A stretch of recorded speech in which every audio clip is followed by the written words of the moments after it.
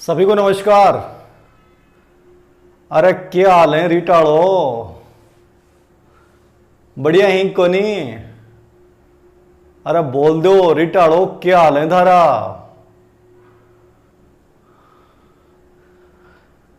तो सभी को नमस्कार। आज के इस लाइव सेशन में बहुत शॉर्ट में दो तीन बातें करूंगा। उसके बाद हमारे कल के मेगा टेस्ट की मैं चर्चा करने वाला हूं। उसमें टॉप 10 रैंकर्स बच्चे कौन से रहे हैं, प्लस उस टेस्ट का लेवल कैसा था, उस टेस्ट के विभिन्न प्रकार के 30 प्रश्नों के आंसर बहुत फटाफट मैं चर्चा करते हुए आप लोगों को बताऊंगा और एक व्यू बताऊंगा कि ये टेस्ट एक प्रकार से बोर्ड पैटर्न पे लेने की मैंने कोशिश की थी। कितना सफल हुआ ये तो जाने वाले जिन्होंने दिया है वो लोग जानते हैं।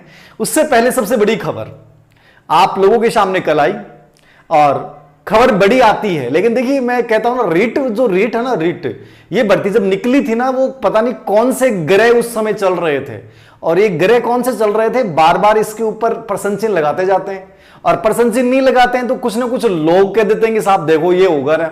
अब बेचारा बच्चा तैयारी करता है, फिर टेंशन नई शुरू हो जाती है। एक कहता कि साहब नहीं होगी, एक कहता कि नहीं होगी, एक कहता कि नहीं नहीं नहीं आप तो करते रहो। तो आप लोगों के सामने इतनी बड़ी सिचुएशंस क्रिएट हो जाती हैं क्योंकि ये वर्चुअल दुनिया है। यहां हर व्यक्ति को अपनी बात कहने का हक है। शिक्षा मंत्री जी अपनी बात बोल देते हैं, मुख्यमंत्री जी अपनी बात बोल सकते हैं, मैं अपनी बात बोल सकता हूं, बहुत सारे यूट्यूबर अपनी बात बोल सकते हैं, बेरोजगार महासंघ के नेता अपनी बात बोल सकते हैं। अब बच्चा किसकी बात को माने और किसको नहीं माने, बच्चे का कंप्लीटली विश्वास खत्म हो चुका है। जैसे शिक्षा मंत्री जी ने घोषणा की तो बच्चों ने कह दिया कि ये तो कहीं भेड़िया वाली नहीं हो जाए कहानी, देख लेना हर बार बोलते हो, हर बार होती नहीं है, इस बार यदि नहीं हुआ। अब इस बार यदि 26 सितंबर को एग्जाम नहीं होता है तो मुझे लगता है कि शिक्षा मंत्री जी फिर तो उनको बोलना भी बंद कर देना चाहिए, याद रखना। तो मैं मानता हूं, मेरा मन कहता है कि 26 सितंबर को एग्जाम हो जाएगी, क्योंकि हम जैसा सोच रहे हैं वैसा शिक्षा मंत्री जी भी सोच रहे हैं। अब उनके लिए बड़ा प्रतिष्ठा का प्रश्न बन गया, यदि वो नहीं करवा पाते हैं तो ये एक बहुत बड़ा प्रश्न चिन्ह होगा। याद रखना कि आप बार बार बोला जाता है और एग्जाम नहीं होती है सब। अब कुछ नए नए फंगस आते हैं। फंगस जानते हो क्या? आजकल कोरोना काल में एक नया बीमारी हमने सुनी, black fungus, white fungus, green fungus, yellow fungus. तो वैसे ही कंपटीशन की जब आप तैयारी कर रहे होते हो तो यहां भी फंगस होते हैं। फंगस कैसे? एग्जाम की डेट डिक्लेयर हो गई, पहले बात तो करे थे एग्जाम होगी नहीं, 2022 में होने वाली थी। अब black fungus, white fungus, green fungus आएंगे। ब्लैक फंगस तो कौन है? जो आपके घर में मौजूद है, जो आपको नेगेटिवली डराने की कोशिश करते हैं, जो आपके ऊपर नकारात्मक टिप्पणी करते हैं और आपकी हिम्मत और हौसलों को तोड़ने की कोशिश करते हैं। अब वो ही सबसे खतरनाक होते हैं। वो ब्लैक फंगस सबसे खतरनाक होता है, वो जहां चोट करता है वो चोट लंबे समय तक हावी रहती है। फिर आते हैं ग्रीन फंगस। ग्रीन फंगस से बातें फैलाते हैं कि साहब वैकेंसियों में बढ़ोतरी होगी और वैकेंसियां बढ़ोतरी होगी, फिर सीट बढ़ेंगी, सीट बढ़ने के बाद जो है वो भर्ती अगले साल होगी। ये होते हैं ग्रीन फंगस। फिर आते हैं येलो फंगस। येलो फंगस ये कहेंगे कि साहब कॉलेज लेक्चर की एग्जाम उस समय है, रीट का एग्जाम भी उस समय। मैं कह रहा हूं ना कि रीट का एग्जाम जो है वो जिस ग्रह परिस्थिति में तैयार हुआ था, इसका प्रपोजल, उस पे वो साया चलता ही आ रहा है। अब एक नया सवाल खड़ा कर दिया बच्चे के दिमाग में, सबके की तैयारी तो करनी है सर, लेकिन प्रॉब्लम ये आ रही है सर, येलो फंगस वाले लोग कह रहे हैं कि असिस्टेंट प्रोफेसर भर्ती परीक्षा की एग्जाम डेट है। अब येलो फंगस वालों की बात सुने, ग्रीन वालों की सुने, ब्लैक वाले तो घर पे बैठे हैं, वो तो डेली कुचड़नी करबो ही करें, मैं तो डेली इंजेक्शन लगाऊं, वैक्सीन लगाबो करें कि बेटा कया तो डाउन हो, कया डाउन हो। तो ब्लैक फंगस से बचना है, ग्रीन फंगस से बचना है और येलो फंगस से बचना है। और दुनिया भर के फिर जो बाकी छोटे मोटे फंगस हैं वो चलते रहते हैं। वो अलग अलग प्रकार के यूट्यूब चैनल हो सकते हैं, मेरा भी चैनल हो सकता है मान लीजिए, जो आपको भ्रमित कर दे, ठीक है, या कोई और बहुत प्रकार की अनावश्यक विषय वस्तु हो सकती है, दुनिया भर की मार्केट में गाइड्स हो सकती हैं। ये दुनिया भर के फंगस हैं। अब जो बच्चा इन फंगस के बीच में अपने आप को मेंटेन कर जाएगा, जो इन फंगस के बीच में से निकल जाएगा, जो इन फंगस से सावधानी रखते हुए, कोरोना का कोई इलाज नहीं है, फंगस का इलाज यही है कि जिस अंग पे आक्रमण करता है उस अंग को बाहर निकालना पड़ता है। तो चाहे फंगस से बचना हो, चाहे कोरोना से बचना हो, चाहे ये चारों तरफ के अपने जो ये प्रकार के अलग अलग प्रकार के मैंने अभी नाम लिए हैं, इनसे बचना है तो सावधानी ही उपाय है। क्या उपाय है? सावधानी उपाय है। हल्दी वाला दूध पियो, योग करो, मस्त रहो, व्यस्त रहो, पढ़ाई में अपना ध्यान केंद्रित करो, बाकी चीजों पे ध्यान मत दो। याद रखना, कोरोना से भी बच जाओगे, ब्लैक फंगस से भी बच जाओगे। अनेक प्रकार के जो फंगस इस समय प्रतियोगी एग्जाम के दौरान आप तैयारी जब करते हैं तो आपको डिस्टर्ब करने की कोशिश करते हैं, ये सब फंगस हमारी जिंदगी से निकल जाएंगे। याद रखना। और मैं हमेशा एक बात बोलता हूं, तुम जीत जाओगे, तुम जीत जाओगे, क्योंकि तुम जीतने के लिए ही बने हो और मैं किसी को हारने नहीं दूंगा। यह मैंने आपसे वादा किया था और ये याद रखना, ये वादा सच रहेगा। तो बहुत सिंपल सी बात करूंगा, 5 मिनट बात करूंगा मैं। आपका पहला सवाल, सर रीट 26 सितंबर को है। निश्चित रूप से 26 सितंबर को है। नहीं होती है तो सरकार के ऊपर एक बहुत बड़ा प्रश्न चिन्ह होगा। याद रखना कि आप बार बार बच्चों को बेवकूफ बनाते हैं, मजाक बना रखा है आप लोगों ने।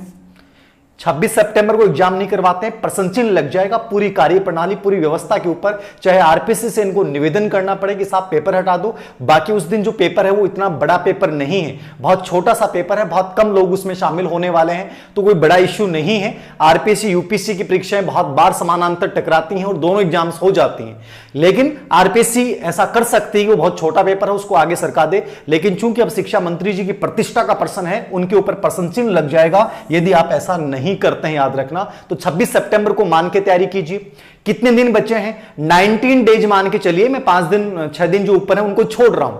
आप 5 दिन 6 दिन मस्त तरीके से कुछ भी खाइए पिए, तैयार हो जाइए, जो भी करिए आपको करना है कर दीजिए। 5-6 दिन आपको किसी भी चीज में सोचना है, विचारना है, आपको जगह परिवेश करना है, हिजरत करनी है। हिजरत का मतलब परिवेश, जगह जहां रह रहे हो वहां डिस्टर्बेंस हो रहा है। बहुत से बच्चे मैसेज करते हैं कि सर शहर से आगे, गांव में आगे, पढ़ाई नहीं हो रही है। देखो, जिंदगी में कैरियर सबसे इंपॉर्टेंट है। जब ये लगता है कि पढ़ाई नहीं हो रही है, कोरोना लगभग बहुत कंट्रोल में आ चुका है, आप जाइए, शहर खुल चुके हैं और जिस शहर में आपको बेटर लगता है उस शहर में जाके और पढ़ना शुरू कीजिए यदि आप समर्थ हैं तो। मैं मानता हूं बाकी पढ़ने वाला कहीं भी पढ़ सकता है, क्योंकि मेरी स्टडी लगभग कंपटीशन की स्टडी वो ऐसे हुई है, तो मैं इन चीजों को नहीं मानता। फिर भी आपको लगता है कि वो स्थान डिस्टर्ब कर रहा है, वहां ब्लैक फंगस जो आसपास के लोग हैं वो डिस्टर्ब कर रहे हैं, तो स्थान परिवर्तन कर लीजिए, हिजरत कर लीजिए जिंदगी में। वहां दूसरी जगह चले जाइए, कहां भी चले जाइए, दुनिया के उस कोने में चले जाइए जहां बहुत बेहतरीन तैयारी कर सकते हैं। याद रखना। तो जगह परिवर्तन कर लीजिए, विरोध करना पड़े कर डालिए, घर वालों का करना पड़े कर डालिए, अपने साथ करना पड़े विद्रोह कर डालिए, लेकिन सक्सेस के साथ, जिंदगी में सफलता के साथ समझौता मत कीजिएगा। नंबर 2 बात, पढ़ना क्या है। मैंने पहले बहुत सारे वीडियो में चीज बात बताई है, बहुत क्लियर बोल रहा हूं। जो अब तक पढ़ते आए हो उन्हीं चीजों को पढ़ना है। बस आपको दिमाग में रखना है कि उनमें से बेटर क्या है और क्या नहीं है, आपको ये पता चलना चाहिए। मैंने बोर्ड एग्जाम पे पैटर्न लिया, मेरा उद्देश्य था आपको बोर्ड एग्जाम पैटर्न से परिचित करवाना, ना मेरा उद्देश्य डराना था और ना मैं डराऊंगा। मैंने वही क्वेश्चन लिए हैं जो पूर्व एग्जाम्स में आए थे, मैंने वही प्रश्न लिए हैं जो आरबीसी बोर्ड पैटर्न से मिलान करते हैं, जो ब्लूप्रिंट से मिलान करते हैं। यानी कि आपको यह चीज समझनी पड़ेगी कि बोर्ड एग्जाम ब्लूप्रिंट के अनुसार, नील पत्र के अनुसार कैसे किस टॉपिक में से प्रश्न पूछ सकता है। आने वाले 3 महीनों में मुझे वो चीज करनी है, तो जो चीजें मैं पढ़ रहा था उन्हीं चीजों को पढ़ने की कोशिश करूं। यदि मैंने उनको अच्छे से पढ़ रखा है तो मैं नई चीज ले सकता हूं। वो मॉडल पेपर हो सकते हैं, लेकिन मॉडल पेपर जब भी लें तो आप ये देखिए कि वो बनाए किसने, वो लिखे किसने हैं, उसको लिखने वाले बंदे की बैकग्राउंड क्या है। पब्लिकेशन पे मत जाइए, कितना भी बड़ा पब्लिकेशन हो, बड़े बड़े पब्लिकेशन चल रहे हैं मार्केट में, सब इधर से उधर छोटे छोटे लेखकों को निर्धारित मासिक शुल्क देते हैं और उनसे लिखवा लेते हैं। गारंटी नहीं है कि वो अच्छा होगा। आप पब्लिकेशन पे मत जाइए, आप जाइए लेखक के ऊपर। राइटर कौन है, उसका बैकग्राउंड क्या है, क्या उसने वास्तव में रियल में मेहनत की है, तो मॉडल पेपर लीजिए, अन्यथा मॉडल पेपर आप नहीं लीजिए। कितना भी बड़ा पब्लिकेशन क्यों नहीं हो, याद रखना लेखक, राइटर की पृष्ठभूमि आपके दिमाग में रहनी चाहिए। नंबर 3 बात, स्मार्ट स्टडी आप लोगों को अपनानी है। स्मार्ट स्टडी क्या कहती है? स्मार्ट स्टडी ये कहती है कि मुझे टाइम टेबल के अकॉर्डिंग पढ़ाई करनी है, मुझे उन चीजों को वेटेज देना है जिनको मैं अब तक कवर नहीं कर पाया हूं, जहां से प्रश्न बार बार पुटअप किया जा रहा है। तो पाठ्यक्रम को टुकड़ों में विभाजित करके एक निर्धारित विषय वस्तु, अपने रूम में वही विषय वस्तु रखिए जिनको आपको लगातार आने वाले 3 महीने में पढ़ना है। उन चीजों को नहीं पढ़ना है, आपको उस हर चीज से अलग रहना है जो आपको डिस्टर्ब करती है। वो विभिन्न प्रकार के ग्रुप्स हो सकते हैं जहां आपको अनावश्यक रूप से डिस्टर्बेंस होता है, अनेक अनावश्यक प्रकार की पीडीएफ जहां भेजी जाती हैं। आप इन चीजों से बचना होगा, स्मार्ट स्टडी अपनानी होगी, जो चीज आपके पास है उन्हीं को पढ़िए। नंबर 3, 4, आरबीसी बोर्ड की बुक्स के लिए मैंने बार बार कहा था, आरबीसी बोर्ड की बुक्स को अपना बेस मानिए। आप सब्जेक्ट की कर रहे हैं, सब्जेक्ट के लिए आरबीसी बोर्ड से बेटर कुछ भी नहीं हो सकता है। बाकी 3 पेपरों के लिए आपको कोई भी गाइड का सहारा लेना पड़े, किसी अच्छे राइटर की, जिस लेखक का बहुत अच्छा स्थान है, जो समाज में, जो गवर्नमेंट जॉब में अपने आप को प्रूव कर चुका है या बहुत मेहनती है, उसका सहारा लीजिए। याद रखना, जो वास्तव में प्रूव कर चुका है, क्योंकि वो ईमानदारी बरसेगा,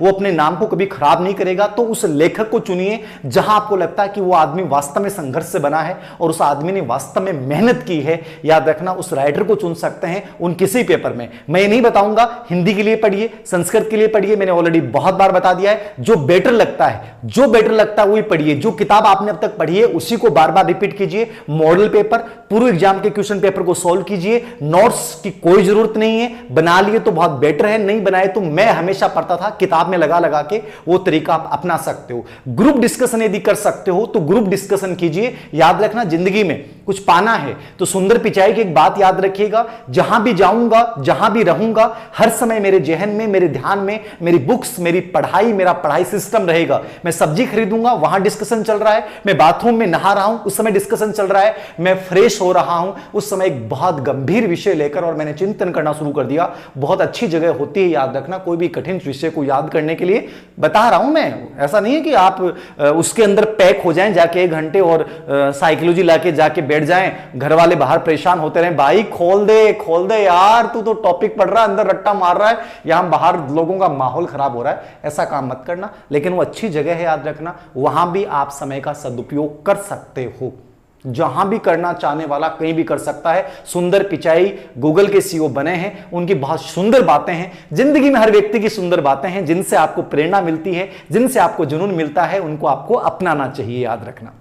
नंबर 4, 5 नंबर की बात, बहुत से बच्चे कह रहे हैं सर वो रूटीन नहीं आ रहा, वो जुनून नहीं आ रहा। सर पढ़ने की इच्छा तो होती है लेकिन पढ़ाई क्यों नहीं हो रही है? याद रखना मेरे प्यारे दोस्तों, ऐसा कभी नहीं होता है कि पढ़ने की इच्छा होती है और पढ़ाई नहीं होती है। दोनों चीजों में फर्क होता है। साइकोलॉजी में जब लॉ ऑफ रेडीनेस का नियम पढ़ाता हूं, साइकोलॉजी में जब ऑफलाइन क्लासेस के बच्चे भी देख रहे हैं तो उनको एक नियम पढ़ाता हूं, लॉ ऑफ रेडीनेस, तत्परता का नियम। मैं हमेशा एक चीज बोलता हूं, कितनों को सिलेक्शन चाहिए, कितनों को सिलेक्शन चाहिए? आप कह दोगे सर चाहिए सर, सबको चाहिए, हमें सिलेक्शन चाहिए सर, 26 तारीख डेट आ गई सर, अब तो बस 40,000 वैकेंसियां है, चाहिए सर, सबको चाहिए।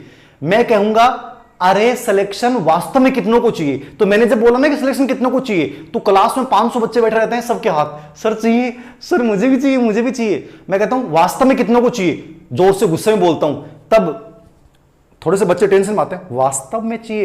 तब आधों के हाथ इधर, आधों के हाथ इधर, आधा के ऊपर आवे। मतलब फर्क यही है, याद रखना, चाहत तो है, चाहत तो है, लेकिन जब चाहत जिद बन जाती है, ठीक है ना, चाहत जब जिद बन जाती है, याद रखना, तो फिर वहां प्राप्त करोगे।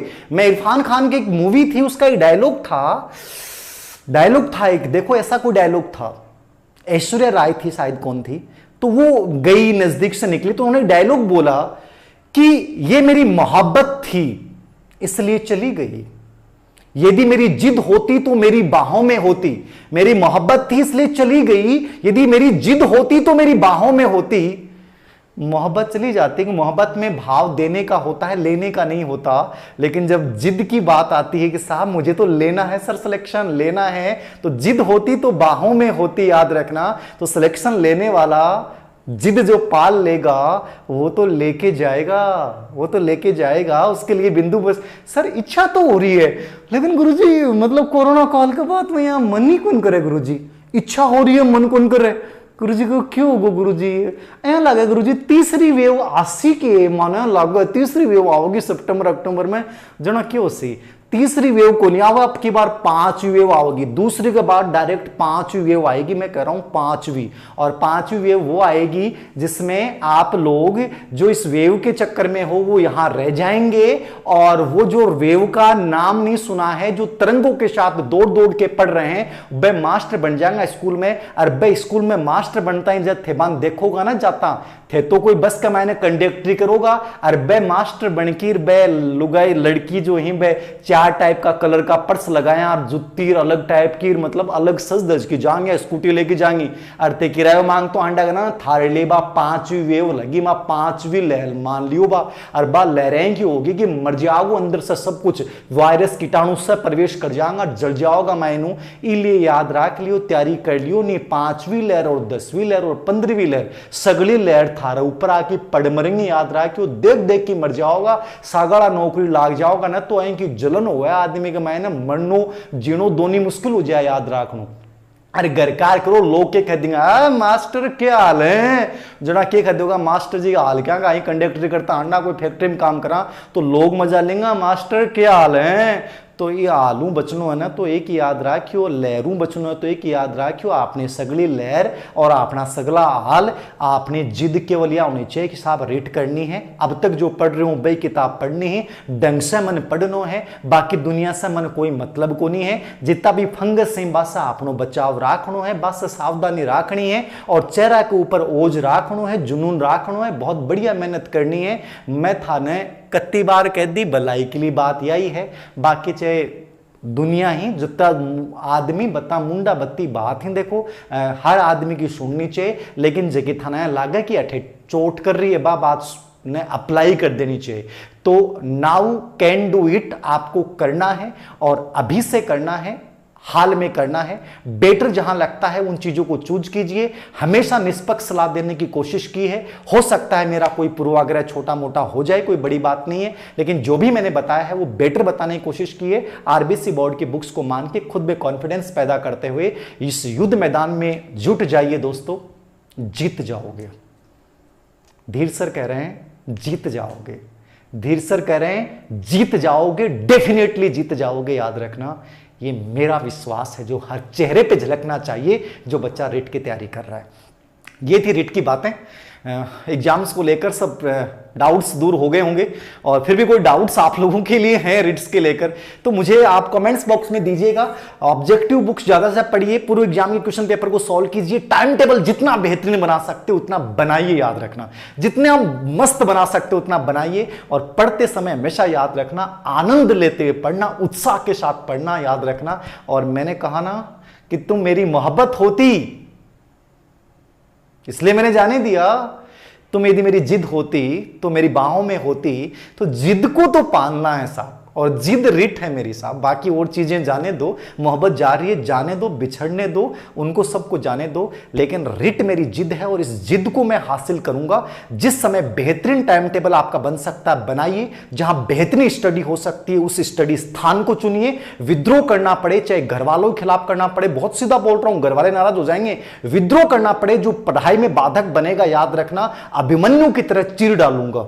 याद रखना, पढ़ाई में जो बाधक बनेगा, चाहे वो ब्लैक फंगस हो, चाहे ग्रीन फंगस हो, चाहे येलो फंगस हो, अभिमन्यु की तरह चीर डालूंगा। याद रखना, ये अपने आप से बात कीजिएगा, धीर सर से मत कीजिएगा। धीर सर तो ऐसे ही बोल देते हैं, कुछ बोल देते हैं, गुस्सा आता है, भावुक आदमी हूं, बोल देता हूं, लेकिन अभिमन्यु की तरह चीर डालूंगा। यदि कोई लक्ष्य में बीच में आ गया, चाहे वो कोई भी इंसान क्यों नहीं हो, कोई नकारात्मक विचार क्यों नहीं हो, चाहे वो कोई घर का व्यक्ति क्यों नहीं हो, इस जिद को पाला है, इस जिद को पूरा करके जाऊंगा। याद रखना, हर हाल में। ये मेरे रिट संबंधी बातें थी। सबसे पहले मैं घोषणा कर रहा हूं, ये पहला मेगा टेस्ट था रिट का। अगला मेगा टेस्ट जुलाई फर्स्ट वीक में लूंगा, बेहतरीन होगा, और एक टेस्ट और लूंगा। इस टेस्ट के माध्यम से आपको एक ब्लूप्रिंट का आइडिया लगेगा टॉप 10 रैंकर्स कौन रहे हैं। मैं हमेशा एक चीज बोलता हूं, कभी भी नंबर कम आ जाए चुनौती के रूप में लीजिए, ज्यादा नंबर आ जाए कभी अहम मत पाल लेना, ज्यादा नंबर वाला बच्चा लास्ट में हार सकता है। ये टॉप 10 का मतलब ये नहीं कि आप सिलेक्टेड हो गए, नहीं है।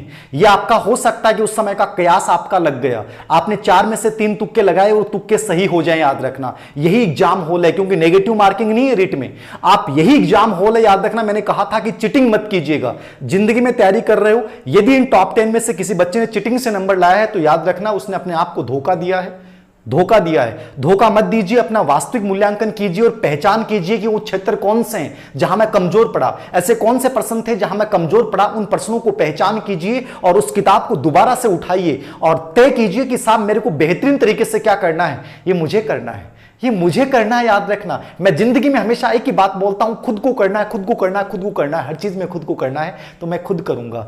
टॉप 10 बच्चे कौन है उनकी बता रहा हूं। पेपर्स को हल कैसे करें वो चीजें बताऊंगा, हल करते समय, आंसर बताते समय मैं सब चीजें आपको क्लियर ही करूंगा। देखिएगा, टॉप 10 बच्चों के नाम बता रहा हूं, खुश मत होइएगा, याद रखना, याद रखना, मुस्कुराकर जीना भी जिंदगी है, हारकर मुस्कुराना भी जिंदगी है, ठीक है। फूल बनकर मुस्कुराना भी जिंदगी है और फूलों के बीच में कांटे बनकर रहना भी जिंदगी है। एक चीज याद रखना, कम नंबर आए हैं तो असफलता को चुनौती के रूप में लीजिए। नंबर कम क्यों आए वो बताइएगा।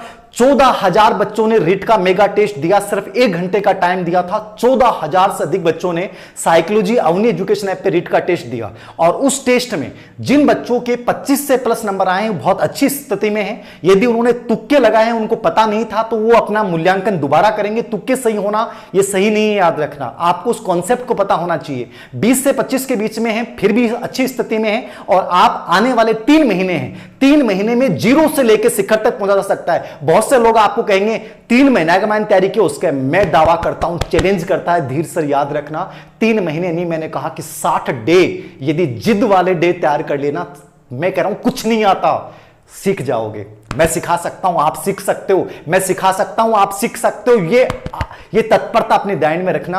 जीरो हैं तो भी पहुंच सकते हैं। और जिन्होंने ये भ्रम है कि 15 महीने से तैयारी कर रहा हूं, आ जाना नए लोग जो अभी जुट रहे हैं, कुछ नहीं बटेगा साहब। आने वाले 60 दिन में जो जिद पाल के तैयारी करेगा, गजब रणनीति के साथ तैयारी करेगा, स्मार्ट स्टडी के साथ तैयारी करेगा, सिलेक्शन लेके जाएगा। याद रखना चाहिए, अभी कुछ नहीं खोया है, अभी पाने को बहुत कुछ है। याद रखना, ये पूरा युद्ध क्षेत्र आपके सामने है। दुश्मन को कितने उत्साह के साथ मारोगे, ये उत्साह है आपको ऊंचाई तक लेके जाएगा। और कॉन्फिडेंस मत पाल लीजिएगा, लेकिन जीत जाओगे, जीत जाओगे। याद रखना, आत्मविश्वास होना चाहिए, अति आत्मविश्वास नहीं होना चाहिए। युद्ध क्षेत्र में जा रहे हो, मेरे हथियार अस्त्र शस्त्रों का मुझे पता होना चाहिए, किस हथियार का प्रयोग मुझे किस दुश्मन पे करना है ये मुझे पता होना चाहिए। और जिस जगह पे मैं खड़ा हूं वो जगह ऐसी होनी चाहिए जहां से वार ढंग से किया जा सके। मतलब जगह का मतलब जहां पढ़ रहा हूं वहां मुझे डिस्टर्ब करने वाला नहीं हो, मेरा ध्यान भंग करने वाला नहीं हो। और सीधा तीर निकाला और सीधा चोट कर दिया, अगले को छलनी कर दूंगा, अगले को क्या कर दूंगा, छलनी कर दूंगा। याद रखना, किसको, जो नकारात्मक लोग हैं। टॉप 10 रैंक, 14,000 बच्चों ने टेस्ट दिया था, पूरी पीडीएफ डाल दूंगा, कितने बच्चे के कौन से नंबर आए। याद रखना, जिस बच्चे के 10 से कम नंबर आए हैं, मैं चाहता हूं कि अगले टेस्ट में वो 25 प्लस जाए। कमजोरी मत लीजिएगा, धीर सर के स्टूडेंट हो, हार मानना गलत है, जीत कर निकलना जिंदगी है। याद रखना, और तुम जीत के निकलोगे, नंबर कम ज्यादा का कोई फर्क नहीं पड़ता है। पहला 10 बच्चों के नाम शेयर कर रहा हूं। पहली रैंक जो मिली है वो HPP, इसने पूरा नाम शेयर नहीं किया, जो भी महोदय हैं ये। दूसरी रैंक है अंजलि शर्मा, दोनों के 30-30 नंबर हैं, लेकिन पहले वाले ने चूंकि 13 मिनट में पेपर आंसर किया था, 30 में से 30 मिले हैं। और इस पेपर में जो मैंने पेपर बनाया उसमें 30 में से 30 आना मतलब यदि ईमानदारी से आया है, तुक्के लग गए हैं, क्योंकि पेपर में तुक्के लगाए हैं उसने। यदि वो हर कॉन्सेप्ट को जानता है तो वो वास्तव में बहुत अच्छा स्टूडेंट है, अन्यथा तुक्कों से लगा है तो उसको वापस अपने ओर सुधार करना है। दूसरी रैंक अंजलि शर्मा की है, तीसरी रैंक RN गोदारा की है, चौथी रैंक कृष्णा की है, पांचवी रैंक रेखा राम की है, छठी रैंक महेंद्र कुमार की है, सातवीं रैंक सुनील कुमार यादव की है, इनके 29 नंबर हैं, महेंद्र के भी 29 हैं, रेखा राम के भी 29 हैं। ऊपर वाले 4 बच्चों के अंजलि शर्मा, RN गोदारा और कृष्णा के 30-30 नंबर हैं। ऋषु के 29 नंबर हैं, कमला चौधरी के 29 नंबर हैं, इनकी 9वीं रैंक है। और खुशीराम मीणा के 29 नंबर, इनकी 10वीं रैंक है। ये टॉप 10 बच्चे थे 14,000 स्टूडेंट में से। बाकी याद रखना, मान लो जिसके 25 आ गए और मान लो 30 वाले के हो सकता है 3 तुक्के लगाए हैं, उसको पता नहीं हो, तो 25 वाला भी इक्वल है। याद रखना, ऐसा कुछ नहीं है। और यदि वास्तव में उनको पता था तो वे बहुत बधाई के पात्र हैं। पेपर को मैं हल करवाऊंगा, टेंशन मत लीजिएगा। ये पेपर ब्लूप्रिंट बेस्ड पेपर था और इस पेपर में आपको एक आइडिया लगेगा। इस पेपर में एक आइडिया लगा होगा आप लोगों को कि सर मुझे क्या पढ़ना है, कैसे पढ़ना है। मैं बार बार यही चीजें आप लोगों को बोलता हूं। सिलेक्शन लेना और एग्जाम हॉल में जाके प्रदर्शन करना, ये सब जो डिपेंड करता है वो कॉन्फिडेंस का गेम है। ये साइकोलॉजी का एक पेपर मेरा लेने का उद्देश्य था। ऐसे में 2-3 पेपर और लूंगा, हो सकता है 5 ले लूं। मेरा उद्देश्य रहेगा कि आपको एग्जाम के लिए प्रिपेयर करना है, आपको वास्तविक बिना किसी भटकाव के उन्हीं प्रश्नों से परिचित करवाना है जो एग्जाम में किसी न किसी रूप में आए हैं और जो आ सकते हैं। याद रखना, और मैं यही कहूंगा, ये 14 लाख की भीड़ है। 14,000 स्टूडेंट ने दिया, भीड़ 14 लाख की है, 16 लाख की है, 18 लाख की है, 20 लाख हो जाएंगे जैसे ही दोबारा फॉर्म रीओपन होंगे। तो इस 20 लाख में से निकलने के लिए सीधा सा रास्ता यही है कि मुझे उन चीजों को पहचान करना है कि वास्तव में वो चीजें क्या हैं। और वो चीजें भी पहचान कर ली तो आप सब इंटेलिजेंट बच्चे हो, आप सब सिलेक्शन के हकदार हो। ये मैं बार बार ये शब्द बोलता हूं, स्मार्ट स्टडी। आईक्यू नहीं चाहिए याद रखना, सिलेक्शन के लिए ईक्यू चाहिए। आईक्यू नहीं चाहिए याद रखना, ईक्यू चाहिए। आप में से बहुत से बच्चे इंटेलिजेंट होंगे जिन्होंने टेस्ट दिया होगा और उन्हें लगा होगा अरे यार ये गलती बाद में की। मैं कहता हूं आपको वही पहचान करना कि वो गलती मैंने क्यों की, वो गलती कहां रही, उन चीजों को मुझे पहचान करना है और उनका उत्तर देखना है। तो आइए हम इस वीडियो में पहले भाग में मैंने आपको रिट की रणनीति क्या हो इसकी चर्चा की, और अब मैं 30 प्रश्नों के फटाफट उत्तर बता रहा हूं और आगे भी ये सीरीज जारी रहेगी। डाउटफुल क्वेश्चनों के माध्यम से भी कोशिश रहेगी एक दिन छोड़ के एक दिन मैं आप लोगों के बीच में आऊं। कुछ मोटिवेशनल बातें, तो मोटिवेशन मेरी जिंदगी है याद रखना, मोटिवेशन से मैं निकला हूं, मोटिवेशन ने मुझे बनाया है, मोटिवेशन से मैं पनपा हूं। तो मोटिवेशन तो मैं आपको दूंगा और ये तो मेरा टारगेट है, मैं आपको हारने नहीं दूंगा, जीत जाएंगे हम। देखिए पेपर बहुत अच्छा पेपर है। इस पेपर के माध्यम से आपको एक आइडिया लगेगा कि रीट का लेवल क्या हो सकता है, रीट का लेवल क्या हो सकता है। जल्दी से मैं हल करवा रहा हूं, टाइम नहीं लूंगा ज्यादा, जल्दी से हल करवा रहा हूं। देखिए पहला प्रश्न आप लोगों के सामने था और बहुत अच्छा प्रश्न था ये। शायद देखने में थोड़ी हो सकती है वाहिड था क्योंकि पेपर की पीडीएफ ही में लगाई है मैंने, पीपीटी नहीं है ये। उच्च उपलब्धि वाले व्यक्ति में कौन से कार्य का चुनाव करते हैं? अचीवमेंट मोटिव आपके मोटिवेशन टॉपिक में है और इसमें बहुत प्रश्न पूछे गए, इसलिए इस प्रश्न को, ये प्रश्न आया हुआ है याद रखना, ये प्रश्न आया हुआ है, मैंने बनाया नहीं, हिंदी और इंग्लिश में दोनों में बनाया था कि उद्देश्य था कि आप सब बच्चों के समझ में आए। उच्च उपलब्धि अभिप्रेरक, उच्च उपलब्धि अभिप्रेरक जो है वो वाले व्यक्ति कौन से कार्य का चुनाव करते हैं? तो उच्च उपलब्धि अभिप्रेरक वाले व्यक्ति कौन से कार्य का चुनाव करेंगे याद रखना। तो आप में से क्या आंसर बता रहे हैं? वेरी गुड, सी बता रहे हैं। कम जोखिम, अधिकतम पुरस्कार वाले, उच्च जोखिम, मध्यम जोखिम। ये समझने वाला प्रश्न था। क्यों समझने वाला था? कोई भी किताब उठाना, चाहे मेरी किताब भी उठाना, सब किताबों में एक लाइन लिखी मिल सकती है, औरों का तो मुझे नहीं पता, मेरी वाले में एक लाइन जरूर लिखी है कि अचीवमेंट मोटिव जिनमें होगा उनमें जोखिम उठाने की योग्यता होती है। लेकिन यहां दिमाग लगाना था, यहां दिमाग लगाना था याद रखना। कम जोखिम तो नहीं होगा, अधिकतम पुरस्कार वाले, पुरस्कार की तो कोई भावना नहीं होती, उच्च जोखिम और मध्यम जोखिम, इन दो प्रश्नों को लेकर था। उच्च जोखिम, हाई रिस्क को कभी भी अच्छा नहीं माना जाता है। आप याद रखना, अवनी मनोविज्ञान पढ़ रहे हो तो वहां उपलब्धि प्रेरक से प्रेरित बालक की विशेषताओं में एक लाइन लिखी हुई है कि ये सफलता के प्रति चिंतित रहते हैं, उन कार्यों को करना पसंद करते हैं जहां सफलता की संभावना ज्यादा है। अब बच्चे को दिमाग लगाना था यार, उपलब्धि प्रेरक वाले प्रेरित बच्चे में क्या होता है? सफलता की उन कार्यों को करना पसंद करते हैं जिनमें सफलता की संभावना अधिक हो। मतलब कि ये ऐसा नहीं कि मन में आ गया वो रिस्क ले लिया, रिस्क लो जिंदगी में, लेकिन ऐसा रिस्क मत लो कि जिंदगी बर्बाद हो जाए। याद रखना, ऐसा रिस्क मत लो कि जिंदगी बर्बाद हो जाए कि मुझे मोहब्बत हो गई उससे और मोहब्बत हो गई तो मैंने क्या किया, उसको उठाया, मैं उठा और भाग गए, जिंदगी भर धक्के खाते रहे, मम्मी और पापा दोनों की तरफ से नाराजगी हो गई। ऐसा जोखिम मत उठाओ रहे यार। अरे उठाना है तो पढ़ाई संबंधी उठाओ, उठाना तो ये जोखिम उठा लो कि मम्मी पापा के सामने गए, रिक्वेस्ट कर ली कि देख पसंद करते हैं, शादी करवा दो, नहीं तो बाकी करेंगा। वो मध्यम जोखिम है। तो उपलब्धि प्रेरक वाले बच्चे हमेशा याद रखना ये तरीका अपनाते हैं कि जहां सफलता की संभावना भी हो और कोई बहुत बड़ा नुकसान भी नहीं हो। तो मध्यम जोखिम आंसर आएगा, हमेशा याद रखना। कौन सा आंसर आएगा? मध्यम जोखिम आंसर आएगा, याद रखना। ये बहुत अच्छा प्रश्न था, ये अप्लाइड प्रश्न था, ये आपको दिमाग, इंसाइट को व्यक्त करने वाला प्रश्न था कि जो सफलता में उन कार्यों को करना पसंद करते हैं जहां सफलता की संभावना अधिक होगी, वो हाई रिस्क नहीं लेगा। हाई रिस्क में तो आप बर्बाद भी हो सकते हो। मध्यम रिस्क, परिस्थिति के दोनों पक्षों की तरफ देखेगा, क्या करना है क्या नहीं करना है, ये होता है मध्यम जोखिम। अचीवमेंट मोटिव से प्रेरित बच्चों में क्या होता है? मध्यम जोखिम, यानी डी आंसर होगा। तो पहले प्रश्न का आंसर डी है, मध्यम जोखिम। सेकंड प्रश्न आप लोगों के सामने आ रहा है, टेलीविजन पे दिखाई देने वाली, टेलीविजन पे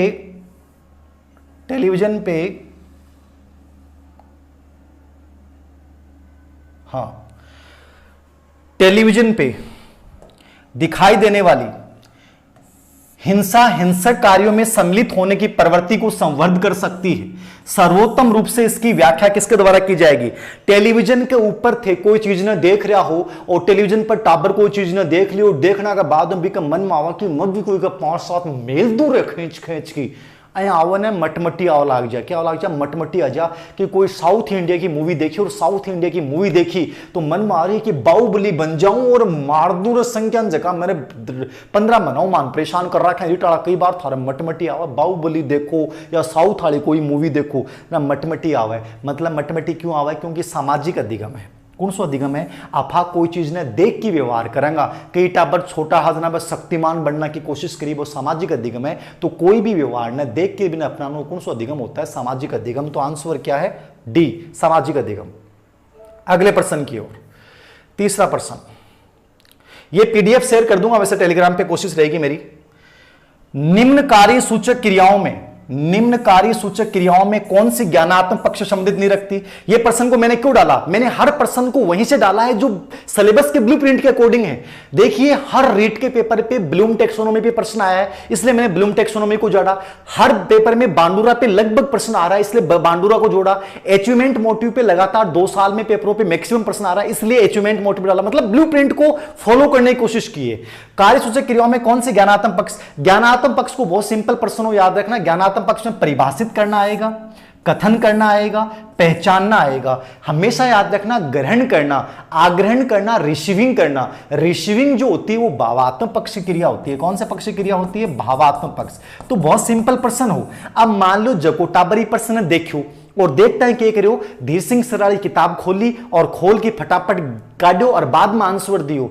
वो बच्चा इस दुनिया का सबसे मूर्ख बच्चा है, वो सबसे बेईमान बच्चा है, वो कभी रिट में सिलेक्शन नहीं ले सकता। और जिस बच्चे ने ईमानदारी से अपने पहले से पढ़े हुए ज्ञान के आधार पर टेस्ट दिया है और फिर उसकी रैंक आई है तो बच्चा बहुत धन्यवाद का पात्र, याद रखना। तो यहां आंसर हो जाएगा ग्रहण करना भावात्मक पक्ष होता है, ज्ञानात्मक पक्ष नहीं होता है। मैं जो भी टेस्ट लूं ईमानदारी से देना, याद रखना, बेईमानी मत करना, उनमें कुछ नहीं मिलने वाला, अपने भविष्य के साथ खेल जाओगे। मैं आपको एग्जाम के लिए प्रिपेयर करना चाह रहा हूं ब्लूप्रिंट के अकॉर्डिंग, तो वही उत्तर देना है जो आपको लगता है। कोई टेंशन नहीं है, कम आ जाए ज्यादा आ जाए कोई फर्क नहीं पड़ेगा। याद रखना, विश्वास रखना, सब बेटर करेंगे, सब बेटर हो जाएगा, सब हो जाएगा अच्छा, ये मेरे पे विश्वास रखना। 3 नंबर पे, 4 नंबर का प्रश्न है आपके सामने। गार्डनर के विचारों में अंतरिक्ष यात्री, समुद्री यात्री और कलाकार। अब मैंने आपको कहा था कि हार्वर्ड गार्डनर पे प्रश्न आवगू, मत के बोले हो रहे, हार्वर्ड गार्डनर के ऊपर प्रश्न आवगू। हार्वर्ड गार्डनर इंपॉर्टेंट आदमी है और हार्वर्ड गार्डनर का सिद्धांत ने, बहुबुद्धि सिद्धांत ने अलग से लिख रखे हुए, हर रिट के एग्जाम में प्रश्न आगू, इसलिए मैं वो डाल दी। और प्रश्न की तो बढ़िया लेवल को प्रश्न है, अभी हम समझ लो था। अंतरिक्ष यात्री, समुद्री यात्री और कलाकार। सिंपल सी बात था ना, बोलती कि थाने पायलट को नाम कठे भी आ जा, पायलट को नाम आ जा, मूर्तिकार आ जा, वास्तुकार आ जा, जो मानसिक प्रतिबिंब बनावे और मानसिक प्रतिबिंब बना के उनको संकेतात्मक रूप से व्यक्त करके और कोई चीज का समाधान निकालता है, वो होता है स्थानिक बुद्धि, स्पाइटियल बुद्धि।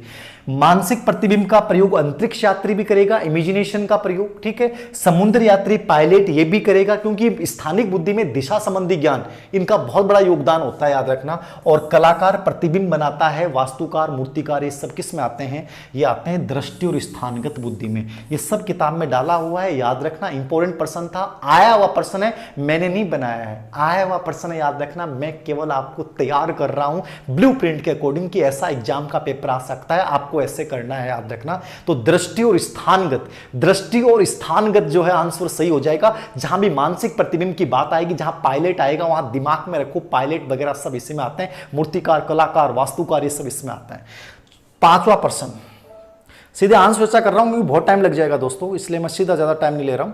5 नंबर का प्रश्न, अरे मत हाँ दोस्तों बोलूं ने तो क्या आठ है मन, दोस्तों सब बढ़िया कौन लगे, मैं दोस्त क्या बोलूं मैं, आप लोग मेरे चेले हो, अरे थे मेरा चेला हो, थे मेरा दोस्त क्या कहो। दोस्त तो मैं उस दिन मानूंगा जिस दिन थर्ड ग्रेड टीचर बन के आओगे, मेरे समानांतर आओगे, मेरे से पेन लोगे, उस दिन दोस्त कहूंगा। आपकी दोस्त की क्या है, चैलेंज कर रहा हूं, दोस्त नहीं है आपका लेवल, दोस्त का लेवल ही नहीं है। दोस्त का है कि हो, आप चेले हो, सिर्फ स्टूडेंट हो, नॉर्मल स्टूडेंट हो। आप लोगों की पहचान क्या है, कोई पहचान नहीं है तुम लोगों की। सामान्य पहचान है छात्राध्यापक हो, और छात्राध्यापक की कोई पहचान नहीं है। दोस्तों शब्द ही गलत है, दोस्तों शब्द नहीं बोलूंगा तुम लोगों के लिए। दोस्तों के लिए लायक नहीं हो। जिस दिन दोस्तों के लायक बन जाओगे और जिस दिन थर्ड ग्रेड टीचर बन जाओगे, कहोगे गुरुजी डिपार्टमेंट में आ गया एजुकेशन में, बोलो थारा क्या हाल है, जिस दिन कह दूंगा हाँ भाई कंधा पर हाथ रख के तू मेरा दोस्त है, तब तक दोस्त वोस्त नहीं बोलूंगा। दोस्तों के लिए लेवल प्राप्त करना पड़ता है, दोस्तों के लिए हाँ बढ़ते रहते हो, शर्म नहीं आती तुम लोगों को? दोस्तों बोल देता हूं और खुश हो जाते हो। दोस्तों का लेवल अर्जित करो, पहले अपने आप को टीचर बनाओ, उसके बाद बोलूंगा दोस्त। कोई दोस्त नहीं हो, चेले हो, शिष्य हो, नॉर्मल कच्चा माल हो, याद रखना।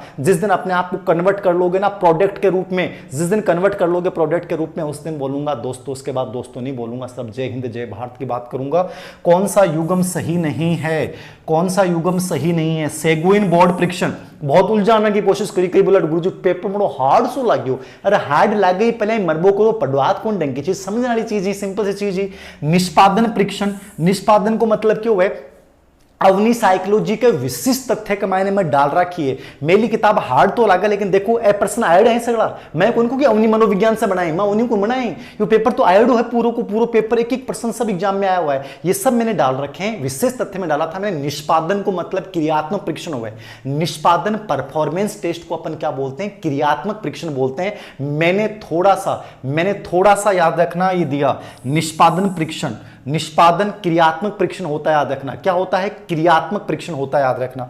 तो सेगुइन बोर्ड परीक्षण सबसे पहले 1866 में सेगुइन ने क्रियात्मक बुद्धि परीक्षण बनाया था। एक बच्चे ने कहा गुरुजी नेगेटिव मोटिवेशन दे रहा हूं। अरे नेगेटिव ही दूंगा मैं तो, नेगेटिव से भी जिंदगी बदलने की हिम्मत चाहिए। चैलेंज लो ना, धीर सिंह सर ने कह दिया चैलेंज लेके दिखाता हूं सर, आज के बाद देखना आपसे बन के दिखाऊंगा। चैलेंज लो ना, दम चाहिए, औकात चाहिए उसके लिए। नेगेटिव दो, पॉजिटिव, जिंदगी बदलने की हिम्मत रखो, याद रखना। धीर सिंह सर को तो बहुत सारे लोगों ने नेगेटिव दिया, लेकिन चैलेंज लिया। नेगेटिव पुण्य बलन से डरते क्यों हो? लोग जो पुचकारते हैं ना, पुचकारते हैं, आशीर्वाद देते हैं, मीठी मीठी बातें करते हैं, वो पीछे से तुम लोगों का बुरा चाहते हैं। जो तुम्हारे मुंह पे बोल देता है कि तुम लोग ये हो, उस दिन ये मान लेना कि वो आपके लिए सच बोल रहा है, याद रखना। मीठी नहीं बोलूंगा, खारी बोलने की आदत है, याद रखना। मैं तो बोलूंगा नेगेटिव है मेरे पास, जिसको लेना है वो ले लो, वरना भाग जाओ। सेगुइन बोर्ड परीक्षण 1866 में बनाया था, क्रियात्मक परीक्षण था। भाटिया बैटरी परीक्षण 1955 में बनाया था, बहुत इंपॉर्टेंट टेस्ट है, क्रियात्मक परीक्षण है, 1955 में बनाया था। और इसमें 5 टेस्ट शामिल होते हैं, ये भी निष्पादन है, ये भी निष्पादन है। आर्मी अल्फा परीक्षण अवाचिक परीक्षण, आर्मी अल्फा परीक्षण सामूहिक शाब्दिक परीक्षण हुए। आर्मी अल्फा सामूहिक शाब्दिक हुए, यदि आर्मी बीटा हो तो अवाचिक हो जातो। तो अवाचिक मतलब कि अशाब्दिक क्रियात्मक परीक्षण। आर्मी अल्फा किस में आता है? सामूहिक शाब्दिक में आता है। तो तीसरा ऑप्शन गलत हो गया। क्या हो गया? तीसरा गलत, ये सही है। तो आंसर क्या हो जाएगा? तीसरा गलत है। क्या आ जाए? तीसरा ऑप्शन गलत है, याद रखना। चौथा, पहला और दूसरा ये सही है। बहुत अच्छा लेवल का पेपर था, बहुत गजब लेवल का पेपर था। जिस बच्चे ने एग्जाम हॉल की तरह इस पेपर को दिया, उसको आइडिया लगा होगा कि मेरा लेवल क्या है, मेरा लेवल क्या है। चेक कीजिए अपने लेवल को। बहुत बढ़िया। 3-5 पेपर और ले लूंगा, याद रखना। बस मजा आ जाना चाहिए मेरे को, सिलेक्शन चाहिए और कुछ नहीं चाहिए मेरे को। मैं तो नेगेटिव मोटिवेशन दूंगा, मेरे में तो दूंगा, डांटूंगा, मारूंगा, पीटूंगा, सब काम करूंगा मैं तो। मेरे को दुलारना थोड़ी है, मेरे को दुलार के क्या करना है तुम लोगों का? दूध निकालना है क्या तुम लोगों का? अब दूध निकालने की उम्र रही है क्या तुम लोगों की? अब तुम लोगों की तो पुराने वाली जो चीजें हैं वो आ गई, बस अब वापस वही चीजें आने वाली हैं। कौन सी विशेषता को अपसारी चिंतन में शामिल नहीं किया जा सकता? अपसारी चिंतन के ऊपर एक प्रश्न आना था, मैंने यहां से जोड़ दिया। चिंतन पे एक प्रश्न आना है, चिंतन से एक प्रश्न को जोड़ दिया, ठीक है। अब अपसारी चिंतन में आया हुआ प्रश्न है, किस विशेषता को अपसारी चिंतन में शामिल नहीं करेंगे? मितव्ययता, परवाहिता, असाधारणता, विशिष्टता। समझनो हो, बहुत समझने वाली बात ही। विशिष्टता तो पाई जाती है, कोई भी कार्य करने को विशिष्ट योग्यता मतलब उस कार्य में, जैसे पेंटिंग में पेंटर है या और कुछ में, तो सृजनात्मकता गुण होता है, अपसारी चिंतन का गुण होता है, याद रखना। अलग अलग कार्य करते हैं। असाधारणता, हटकर कार्य करते हैं। क्या करते हैं? हटकर कार्य करते हैं। और हटकर कार्य करने की योग्यता को अपन क्या बोलते हैं? असाधारण कार्य। क्या बोलते हैं? असाधारण कार्य। तो ये भी अपसारी चिंतन है, असाधारण कार्य करते हैं, हटकर करते हैं, ठीक है। विशिष्ट कार्य करते हैं, उस कार्य में बड़े दक्ष होते हैं। परवाहिता, धारा प्रवाहिता, इसकी सृजनात्मकता की विशेषता है। मितव्ययता, मितव्ययता कोई विशेषता को नहीं हुआ, क्रिएटिव लोगों की, सृजनात्मक लोगों की विशेषता ही को नहीं हुआ। जो भी हुआ फकीर हुआ बेचारा, जो भी हुआ वो खर्च। मितव्ययता तो कोई विशेषता ही नहीं है। मितव्ययता प्रतिभाशाली की विशेषता हो सकती है, याद रखना, लेकिन मितव्ययता इनकी विशेषता नहीं होती। वे संबंधी कोई विशेषता नहीं होती। जो है वो समाज के लिए, राष्ट्र के लिए, देश के लिए। तो ए आंसर सही है। बहुत अच्छा प्रश्न था, 7 नंबर का प्रश्न। समावेशी शिक्षा, अब समावेशी शिक्षा पे लगातार प्रश्न आ रहा है, तो समावेशी शिक्षा पे प्रश्न बार बार आ रहा है। समावेशी शिक्षा को सबको पता है, हर सीटेट पेपर में, रीट पेपर में, सब में प्रश्न आता है बार बार, इसलिए मैंने समावेशी शिक्षा जोड़ा। समावेशी शिक्षा मतलब क्या होता है? सभी को शिक्षा के समान अवसर उपलब्ध करवाना। तो समावेशी शिक्षा में आंसर क्या हो जाएगा? अपंग बच्चों के लिए शिक्षा, सर्व शिक्षा अभियान, सामान्य व अपंग बच्चों के लिए समान शिक्षा इनमें से कोई नहीं। तो याद रखना, समावेशी शिक्षा को मतलब यही हुआ है कि सभी सामान्य और विशिष्ट बच्चे जो भी हैं, चाहे वो सामान्य बच्चा है चाहे अपंग बच्चा है, सबके लिए एक समान शिक्षा। ये जो बात करता है वो कौन करता है? समावेशी शिक्षा। तो सी आंसर सही है। क्या है आंसर? सी आंसर सही है। सामान्य व अपंग बच्चों के लिए एक समान शिक्षा की बात कौन करता है? समावेशी शिक्षा बात करता है। कौन करता है? समावेशी शिक्षा बात का। आज मेरे को हंसी नहीं आ रही है, स्माइल देने का मेरा मन ही नहीं है आज। तो मैं तो बस आग बरसाना चाहता हूं कि आग लग जाए मेरे विद्यार्थियों में और जोश के साथ बन जाए और आने वाले 3 महीने में मस्ती के साथ पढ़ाई करें, मेरी इच्छा है। आज मुस्कुरा कम रहा हूं, मुस्कुराने की कोई वजह ही नहीं है आज। कैसे मुस्कुरा दूं? तुम लोग सबके 25+ आएंगे, उस दिन मुस्कुराऊंगा। ठीक है, आगे देखिए, के रखे मुस्कुराना में। बहुत अच्छा प्रश्न है। सिद्धांत निर्माण, मैंने आपको कहा था ब्लूप्रिंट के अकॉर्डिंग एक्शन रिसर्च पे एक प्रश्न आएगा। किससे प्रश्न आएगा? क्रियात्मक अनुसंधान पे एक प्रश्न आएगा। ये एग्जाम में आया हुआ प्रश्न है, याद रखना। 2 बार एग्जाम में आया हुआ प्रश्न है। हेडमास्टर एग्जाम में आया हुआ प्रश्न है। ठीक है, 2013 थर्ड ग्रेड में आया हुआ प्रश्न है। सिद्धांत निर्माण करना कौन से सिद्धांत का उद्देश्य है? प्रयुक्त अनुसंधान, अप्लाइड रिसर्च, एक्शन रिसर्च, मूलभूत अनुसंधान, सर्वेक्षण अनुसंधान। अब एक मायने क्यों है एग्जाम में वो प्रश्न आओ, आर्गुमेंट नहीं लिखो ना, एग्जाम की तरह एल करियो। अब एग्जाम में आ जाओ ना, कई बावली जालटा पर होंगे का और एक्शन रिसर्च सिलेबस में है और एक्शन रिसर्च से प्रश्न आनो है। सीधी सी बात है यार, वो प्रश्न अगलो पूछो ना, एक्शन रिसर्च पे तो प्रश्न पूछोगो, सोचनो क्या ले भाई एक्शन रिसर्च उत्तर कर दो। अरे बन बावली जाल रहा कौन बोलो कि एग्जामिनर यही कौन बोलो भी का बाल सफेद हो जाए, वो थान चेक कर रहे हो। हमेशा याद रहा क्यों क्रियात्मक अनुसंधान सिलेबस में तो थान वो भी पता होना चाहिए वो मौलिक अनुसंधान से डिफरेंट कैसे है। ये प्रश्न 2 बार एग्जाम में आया हुआ और आपका यदि आंसर गलत है तो आपने एक्शन रिसर्च पढ़ा ही नहीं, क्योंकि दोनों के उद्देश्य पढ़ते तो सिंपल सी बात है। क्रियात्मक अनुसंधान का उद्देश्य है विद्यालय की कार्य प्रणाली में सुधार करना और मौलिक अनुसंधान का उद्देश्य है नवीन तथ्य और सिद्धांतों की खोज करना। क्रियात्मक अनुसंधान में कभी भी नवीन सिद्धांत और तथ्यों की खोज की बात नहीं की जाती, ये कॉमन सेंस की बात होती है। Common sense. एग्जाम में सिलेक्शन केवल पढ़ाई से नहीं होता है। आप ये सोच रहे हो कि आने वाले 3 महीनों में मैं 18 घंटे पढ़ लूंगा सिलेक्शन, नहीं होगा। मैं कह रहा हूं कि पढ़ने का तरीका क्रिएट करो कि मैं पेपर जब हल करूं तो कैसे करूं। ये इसी कॉमन सेंस की सी बातें हैं, आप आराम से कर जाते हो। यार सिद्धांत निर्माण तो उसका उद्देश्य था, इसका कैसे आएगा? आवश्यक दिमाग नहीं लगाना है। आंसर क्या होगा? मूलभूत अनुसंधान, यानी तीसरा आंसर हो जाएगा। क्या हो जाएगा? तीसरा आंसर सी हो जाएगा। ये पेपर आएगा ऐसा कैसा? अप्लाई करो माइंड को, ब्रेनस्टॉर्मिंग करो अपने माइंड में, कैसे प्रश्न कर सकता हूं, किस पक्ष पे सोचना है।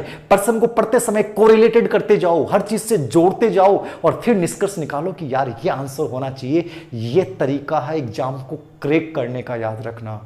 सीखिए। आगे देखिए 9 नंबर का प्रश्न। छात्र अध्यापक में समस्या समाधान कौशल को विकसित करने के लिए आप किस शिक्षण उपागम का प्रयोग करेंगे? छात्र, अब बहुत सिंपल सी बात है, प्रश्न का मैंने उलझ गया गुरुजी मारो तो समझो को नहीं आयो। समस्या समाधान कौशल को विकसित करने के लिए किस शिक्षण उपागम का प्रयोग करेंगे? अवनी मनोविज्ञान में 3 जगह, अवनी मनोविज्ञान से नहीं उठाया, ये तो प्रश्न सीटेट में यूपीटेट दोनों में आया हुआ है, सीटेट और यूपीटेट में आया हुआ है, इसलिए इस प्रश्न को मैंने उठाया। लेकिन याद रखना बहुत सिंपल सा प्रश्न था ये अवनी मनोविज्ञान में 3 टॉपिक्स में ये बिंदु लिखा हुआ है, 3 टॉपिक्स में, जिसने ईमानदारी से किताब को पढ़ा है। अभी आया हुआ प्रश्न है, मुझे तो पता नहीं था ना कि आएगा। समस्या समाधान कौशल की जहां भी बात आ जाए याद रखना, समस्या समाधान कौशल की जहां भी बात आ जाए याद रखना, वहां हमेशा क्या आएगा? जॉन डीवी आएगा। कौन आएगा? जॉन डीवी आएगा। इसकी प्रोग्रेसिव शिक्षा में इसने समस्या समाधान की बात की है। इसने अपनी जो समस्या समाधान विधि, जो मैंने शिक्षण व्यू रचनाओं वाला टॉपिक लिख रखा है, उसमें भी मैंने यही लिख रखा है। समस्या समाधान पे स्पेशली जो बल दिया था वो किसने दिया था? जॉन डीवी उपागम ने दिया था। तो आंसर क्या हो जाएगा दोस्तों? सी। 10 नंबर का प्रश्न। कुछ बालकों को पढ़ने में कष्ट होता है, इसे कहते हैं। मैंने कहा था कि लर्निंग डिसेबिलिटी के ऊपर एक प्रश्न आओगे, आरबीएससी बोर्ड हर रीट एग्जाम में एक प्रश्न ऐड है। बैठाऊं उठाओ मैं प्रश्न यू, आरबीएससी बोर्ड की एग्जाम में लगातार रीट में प्रश्न आता है, याद रखना। कुछ बालकों को पढ़ने में कष्ट होता है, इसे कहते हैं।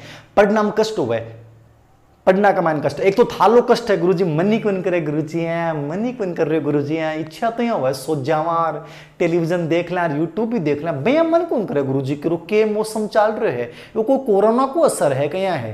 अरे मन करेडो ही थारो, मन करना के लिए हिम्मत चाहिए भाई, मन बनाए जा है। ठीक है, तो वो पर्सन को आंसर क्या है, कष्ट हुआ है, क्या कष्ट हुआ है, परिणाम कष्ट हो रहा है, परिणाम कष्ट हो, वो कौन सी विकलांगता हुआ है, वो सिंपल सो पर्सन हो, ये पर्सन जगह गलत करके आए इन्हें। भाई एक काम करियो, दीवार के ऊपर अभी वीडियो देखता देखता दीवार के ऊपर जो है वो आपकी नाक ने रगड़ लियो, और बाकी काम मत करनो कि बिड़ा मत लियो, नहीं मन थे गाड़ कटवा होगा, हॉस्पिटल में जाता अंडा होगा, आपकी नाक ने रगड़ लियो, 2-3 बार रगड़ियो, ई पर्सन को जगह को आंसर गलत हो है, 14,000 बच्चा जगह टेस्ट दियो, बे वो काम कर लियो, बिड़ाणों को नहीं है याद रखना, ठीक है ना। डिसलेक्सिया 11 नंबर को प्रश्न देखो रे, कौन सी प्रक्षेपी, मैंने कहा था कि प्रोजेक्शन मेथड में प्रश्न आवेगो, प्रोजेक्शन मेथड में प्रश्न आवेगो, इन्हें भी गलत करके आगा कई नमूना और नमूनी। कौन सा प्रक्षेपी परीक्षण नहीं है, बहुत अच्छा प्रश्न है। Which is not projective test from following, शब्द साहचर्य परीक्षण, FWAT free world association test, ये तो 100% है, फ्रांसिस गाल्टन ने दिया था, यूंग फ्राइड ने विकास किया था, एकदम सही है, प्रक्षेपी परीक्षण है। वाक्य पूर्ति परीक्षण SCT सेंटेंस कंप्लीट टेस्ट, पायने टेंडलर, इसमें भी ये भी आपका ये टेस्ट है। मानव बनाओ परीक्षण, 8 मानव बनाता ही आग लगे हालत खराब होगी, एग्जाम में एडो पर्सन है, मैं कौन बनाया है, एग्जाम में एडो पर्सन है। आपने जब प्रोजेक्शन मेथड पढ़ो, कई किताबा का मान था देखियो 5 विधि का नाम मिले, कई किताबों में नाम मिलने 5 विद्या का, जब थाने इजी लगे ना कि गुरुजी थाली किताब तो बहुत हार्ड है, कि किताबें मार्केट में मान में 1 महीना में पढ़ लिया, मैंने 4 बार रिवीजन कर लिया, बस छोटी छोटी किताबें, बस छोटी छोटी किताबा का मैंने एक उन्हाद नहीं याद रहा क्यों पर्सन आयडो है, ठीक है। ये बिहार टेट में आया हुआ है, यूपी टेट में आया हुआ है, एच टेट में आया हुआ पर्सन याद रखना। अब ये पर्सन अपनी किताब में लिया हुआ है, मैंने लिख रखा है ड्राई मैन परीक्षण, ड्राई मैन परीक्षण, मानव बनाओ परीक्षण, ठीक है। ये मेक होवर ने दिया था, किसने दिया था, मेक होवर, ये लिखा हुआ है और ये प्रश्न आ गया। अब इससे अनुमान लगा लो, मूल रूप से प्रेक्षेपी विधि 5 ही हुए, लेकिन जितनी भी प्रेक्षेपी विधि डाल रखी है, पर कोई से भी प्रश्न पूछ ले जो को बढ़िया बच्चों बहुत ट्रेंड करेगो, जगह के दिमाग में या कि मेरे एक चीज गलत नहीं हो जाए, बहुत सा चीज पढ़ के जागो, ठीक है। तो मानव बनाओ ये भी सही है, तीनों सही है। वुडवर्थ डाटा सीट, और मान लो मानव बनाओ नहीं भी पढ़ रहा है तो सिंपल सी बात है, वुडवर्थ डाटा सीट मैंने लिख रखी है किताब में। वुडवर्थ डाटा सीट के बारे में मैंने लिख रखा है कि लास्ट में व्यक्तित्व टॉपिक का लास्ट में लिख रखे हैं विशिष्ट तथ्य का मैंने, कि वुडवर्थ ने 1918 में व्यक्तित्व प्रश्नावली का निर्माण किया, डाटासेट का निर्माण किया संवेगात्मक अस्थिरता का मापन करने के लिए, और बी टेस्ट का मैंने 116 प्रश्न वो लिख रहा क्यों ना मैं, तो बात प्रश्नावली होगी, मतलब प्रक्षेपी विधि को नहीं, तो बहुत सिंपल प्रश्न होगा। आलू अरे एक मैंने कई गलत करके आगा, कोई बात को नहीं गलत करके आया तो टेंशन मत ले लियो रे, आगे सही कर लियो, मेहनत कर लियो। मैं तो बता रहा हूं कि मेहनत करो थे, सब बढ़िया हो जाओ, काम जीत जाओगा थे। कई कहते हैं गुरुजी डरा रहे होते, मान डरा रहे कौन रहे, मैं आज तो प्रेम की बात कर रहा हूँ, डराऊँ तो आती कौन मैं, आजकल डराने की बात तो करूँ कौन मैं, सुधर को पहला डराया करता हूँ मैं।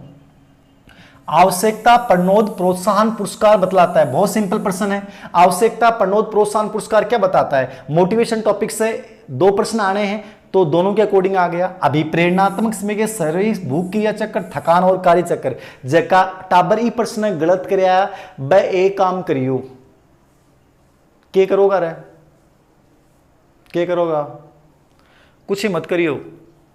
भेड़ ने पूरे दिन सुबह लेके शाम तक भेड़ या बकरी जो भी थारा घर है मिल ले जाओ जोड़ा का मैंने, और भी भेड़ ने देखियो कि भविष्य का मैंने चराने की आवश्यकता पड़ सके अपन, सिंपल पर्सन नहीं बोलो, ऐ का पर्सन दे गलत करके आओगा। अभी प्रेरणात्मक चक्कर में कितनी बार बताया है, किताब का मैंने कितनी बार बताया है, मैंने कि अरे इस हिसाब से आंसर कर दियो, इस हिसाब से ऐ का पर्सन दे गलत करके आओ, ठीक है। अभी प्रेरणात्मक सीक्वेंस है, सबसे पहले आवश्यकता, फिर चालक, फिर इंसेंटिव, और इंसेंटिव के रूप में क्या मिलता है, पुरस्कार। अभी प्रेरणात्मक सीक्वेंस है, ठीक है। नेक्स्ट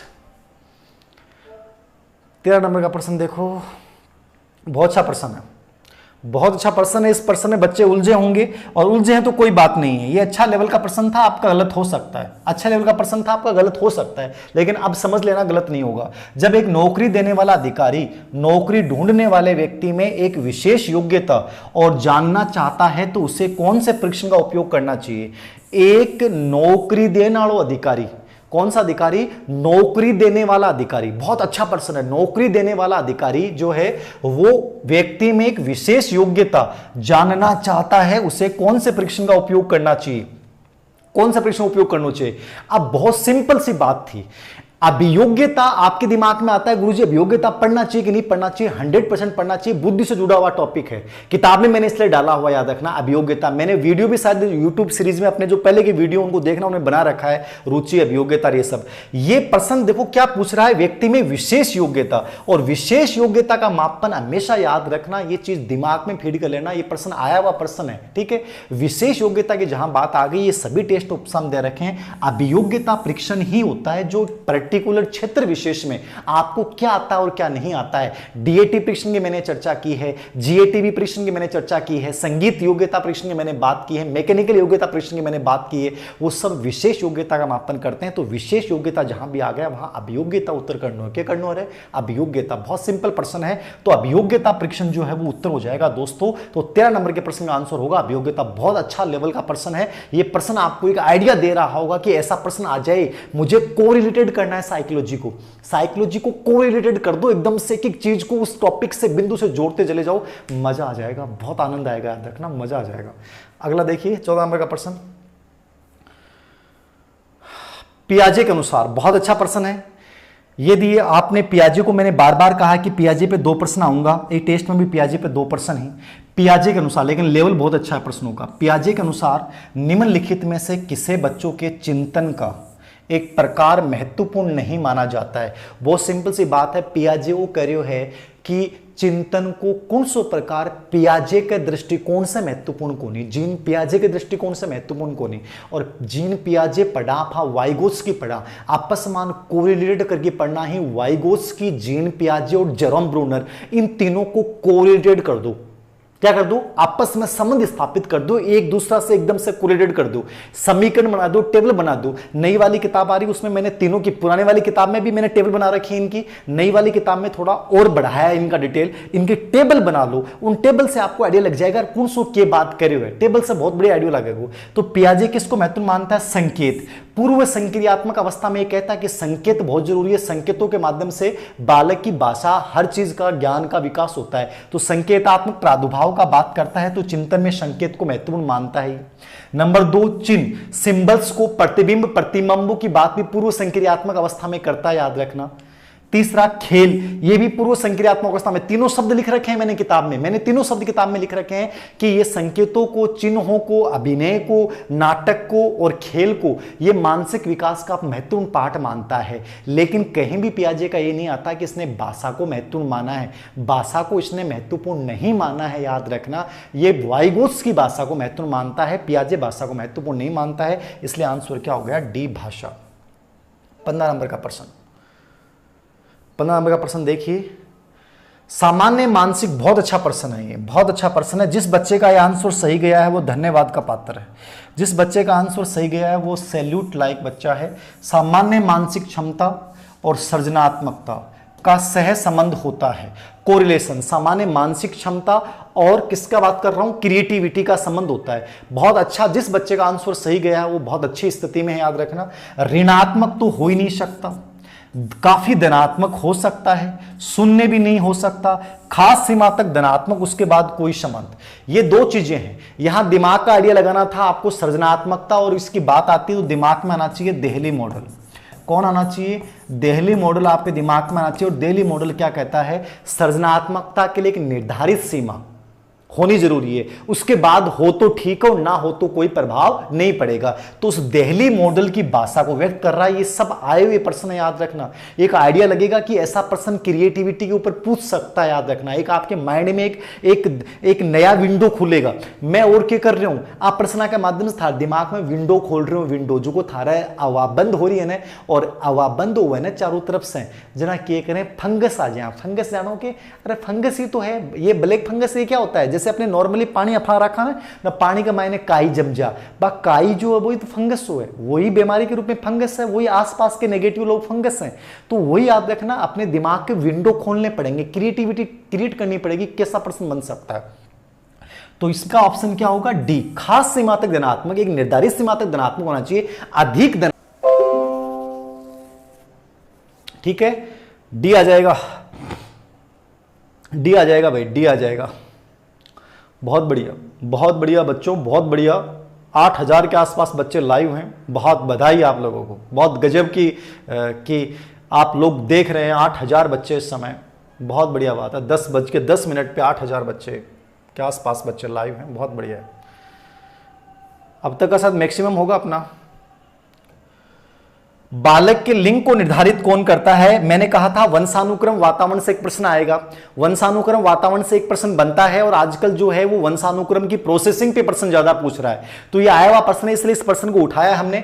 बालक के लिंग को निर्धारित कौन करता है? ठीक है, तो बालक का लिंग का निर्धारण बहुत सिंपल है, वंशानुक्रम की प्रक्रिया का सिंपल सा बिंदु है। बालक का लिंग निर्धारण हमेशा याद रखना कौन करता है? पिता के जिन्स करते हैं। कौन करते हैं? पिता के जिन्स।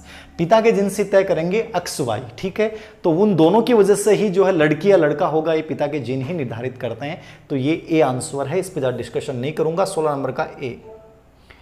ये भी गलत हुआ है बहुत से बच्चों को।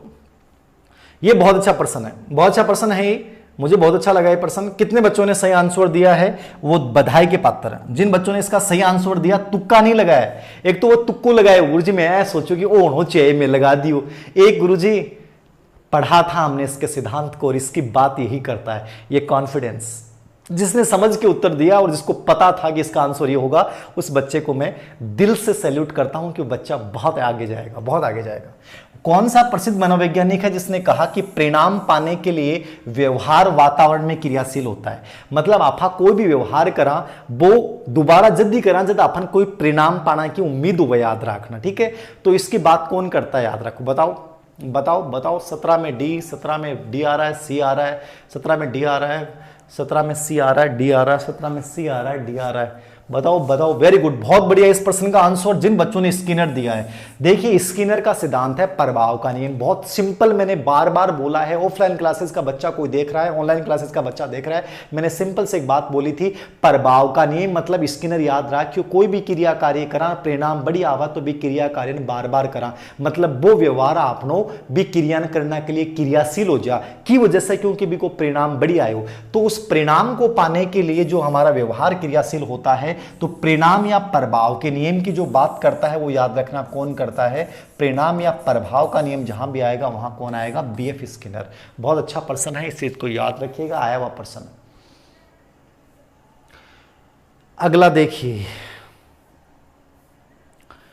परम अहम निर्देशित होता है। मैं था सिंपल सी बात बोल ही रहे कि फ्राइडे पे प्रश्न आओगे, एक प्रश्न फ्राइडे को तय है, पियाजी का 2 प्रश्न तय ही। तो बोर्ड एग्जाम पैटर्न के अकॉर्डिंग, अभी तक का बोर्ड एग्जाम, बाकी तो भविष्य का मैं नहीं जानता, परम अहम निर्देशित करता है। सिंपल सा प्रश्न है, इड ईगो अहम, इड ईगो अहम। ठीक है, तो इड ईगो अहम में आनंद के सिद्धांत से संचालित होता है। इड राक्षसी मन हो गए, इड तो वो तो आनंद के लिए काम करे, बाकी काम कौन करे? ठीक है, वास्तविकता के सिद्धांत से हुआ अहम ईगो, वास्तविक कौन से हो रहा है? अहम ईगो। और नैतिकता की बात कौन करे? परम अहम। तो 18 में आंसर क्या हो जाएगा? परम अहम।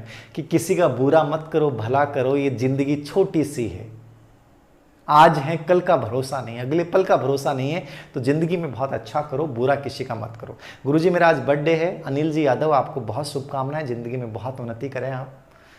आगे देखिए, आज वैसे मैं आपके कमेंट्स कम देख रहा हूं, ठीक है ना। एक विद्यार्थी, बहुत अच्छा प्रश्न है, क्योंकि पिछली रीट में और 16 रीट में लगातार यहां से प्रश्न आ रहा है, इसलिए मैंने इस प्रश्न को शामिल किया है। देखिए कि कॉन्फ्लिक्ट पे बार बार प्रश्न आ रहा है। एक विद्यार्थी को रात को 8 बजे एक मित्र की शादी में पार्टी में जानो है, कि मित्र की शादी की पार्टी का मैंने जानो है, जल्दी जाओगा जब रेट में सिलेक्शन हो जाएगा। नहीं आजकल वाला दोस्त बुलावा कौन बेरो यार, इंसल्ट हो जाएगी। मैं तो नौकरी लागे डो रे टिंगर बेरोजगार हंडे, कोई वैल्यू कौन करो, याद रखना। बेरोजगार जाने ब्या का मैंने तो बड़ा फोटो भी ढंग कौन खिंचाऊ है, अभी कैमरा ने इशारो कर देगा आँख करके, अरे फोटो ऐ कि ले कि इकी नहीं आवेगी कट जा। अरे मान लो गलतियों थारी फोटो आगी ने तो जी एल्बम बना भी कौन ला देगी, भी मड़ा हटा देगा। आ वैल्यू है इंसान की, इंसान की वैल्यू है कि भी को पद और प्रतिष्ठा के है, बड़ा बड़ा भूल जाए, याद रखियो। हर रिश्तों के पीछे चाला है, जब बेरोजगार रहो ना वो थाने कर देगा, रहे यार प्लेट प्लेट चुगले रहे, अर्थे नौकर लागेड़ा मास्टर लागेड़ा रहो, अरे गुरुजी मास्टर जी क्या हाल है तारा, ठीक है ना। वैल्यू है रे मास्टर की, हुआ गवर्नमेंट नौकरी की वैल्यू है। निमड़ा बेरोजगार ने तो समझेगी वो तो अधिशेष है, बेरोजगार ने क्या समझे ओ अधिशेष है, चाहे 20 दिन चल जाओ, चाहे क्या में भी चल जाओ, बिन काम ही है को दिंगा मड़ा, ठीक है ना, कि प्लेट चुग ले यार, आप प्लेट आप ध्यान रखिए, एज बर्तन साफ करें, आपको ध्यान रखे रहे यार, बड़ा से डंगू साफ कर रहे हैं। अरे ये बेचारा को वो काम है कि यार कोई बेचारा को मतलब नौकरी नहीं लगी, लेकिन को मतलब थोड़ी है कि इन प्लेट चुगने ला के ऊपर कंट्रोल अधिकारी नियुक्त कर दियो। अरे मड़ो कोई मास्टर बन जाए भी मैं ढंग का काम में लगाऊं, आर्थिक कार्य के मैंने कोई पिस्सा पासा लिखना वाला काम है, कोई और कार्य है, कोई आओ भगत भी लगाऊं। आ वैल्यू है, याद रखियो, इंसान की वैल्यू को नहीं है, पद प्रतिष्ठा की वैल्यू है, इंसान की तो कोई वैल्यू को नहीं है। इस जमाना का मैंने यो घोर कलयुग है, याद रखनो, और ये घोर कलयुग का मैंने हालत खराब है। पार्टी में जानो है अरबी टाइम पर अपने पिता के साथ कुछ महत्वपूर्ण वस्तु खरीद जानो है। दो चीज आ गई, 8 बजे दोस्त की पार्टी में जानो, अरबी टाइम पर पापा जी 8 बजे चलेंगे अपन कहां पे, फ्रिज खरीद के लाना है, फंस गो बिचारो। फ्रेंड की शादी में भी जानो जरूरी, और पापा जी तो भाई देखो पापा जी हुए, पापा जी के बिना कहीं पार पड़ा नहीं, रात नहीं काली आग रोटी कौन गाल है। दोनों पॉजिटिव में, पापा के साथ भी जानो चाहिए, जाने की इच्छा है, दोस्त की शादी में भी जानो है, तो दोनों ही हो रहे हैं पॉजिटिव पॉजिटिव। तो आंसर क्यों हो रहे हैं उपागम उपागम। 20 नंबर को प्रश्न देख लो रहे, आज तो सही करें टाबर गलो सूख गो भाई, जोर बोलो कर दियो। वाइगोत्स्की के अनुसार कौन सी सीखने के लिए केंद्रीय होती है। वाइगोत्स्की भी मैंने बार बार कहा है कि वाइगोत्स्की भी प्रश्न आएगा, वाइगोत्स्की के ऊपर प्रश्न आएगा। वाइगोत्स्की जब भी याद करो, लेव वाइगोत्स्की को मतलब क्यों हुआ है, मान इतनी सी बात याद रखनी है, SCL, ठीक है। S को मतलब सोशल, C को मतलब कल्चर, L को मतलब लैंग्वेज। वाइगोत्स्की पढ़नो है तो वाइगोत्स्की का 3 कॉन्सेप्ट पढ़ के चला जाओ। कौन कौन सा रहे, सामाजिक कारकान सबसे इंपॉर्टेंट माने, S, C को मतलब कल्चर सांस्कृतिक कारकान, और L को मतलब लैंग्वेज। सामाजिक सांस्कृतिक और भाषागत कारकान जो सबसे इंपॉर्टेंट माना है वो कौन है, वाइगोत्स्की है। तो 8 उत्तर क्यों होना चाहिए, संस्कृति और भाषा, ये डी आंसर। इस प्रश्न को आंसर भी कई नमूना गलत कराया है गुरुजी, माने या लाग्यो कि ओ वाइगोत्स्की थोड़ा अनुकूलन की भी तो बात करे, कर दी रे अनुकूलन की बात पियाजे करे भाई, लेकिन के कर ले टाबर होते यार वो, आप थान में कतो समझाऊं बताओ। 21 नंबर का प्रश्न देखो भाई, 21 नंबर का प्रश्न मैंने क्यों शामिल किया है, एग्जाम ब्लूप्रिंट। विशिष्ट बालकों पे 2 प्रश्न लगातार ट्रेंड कर रहे हैं, विशिष्ट बालकों पे 2 प्रश्न ट्रेंड कर रहे हैं। याद रखना इन 500 मेगा टेस्ट के माध्यम से 3 तो लूंगू और 2 लेसकू कई हैं गुरुजी फ्री। अरे 5-6 बजे तक फ्री हूं, 1 घंटा को टाइम दियो, 14,000 बचा दो, फ्री हूं। और कि मैं जान ली कि मैं भी मैंने भी रेट ज्यादा इसलिए दिखा रखी ताकि टावर बिन खरीद नहीं ले, इसलिए वैसे फ्री था अंदर, फ्री वो 5 से 6 बजे, आगे भी लूंगो फ्री लूंगो। अब जिन बच्चों ने टेस्ट सीरीज ले रखी है उन बच्चों के लिए वो हमेशा उपस्थित रहेगा, तो वो उनका हक बनता है। अब थे फ्री भी देना चाहो और मतलब ऐ भी करना चाहो भी के लिए टाइम पेंचुअल भी होना पड़े, 1 घंटा के लिए फ्री था, टेस्ट पूरा दे सकते थे आप, हिम्मत होनी चाहिए।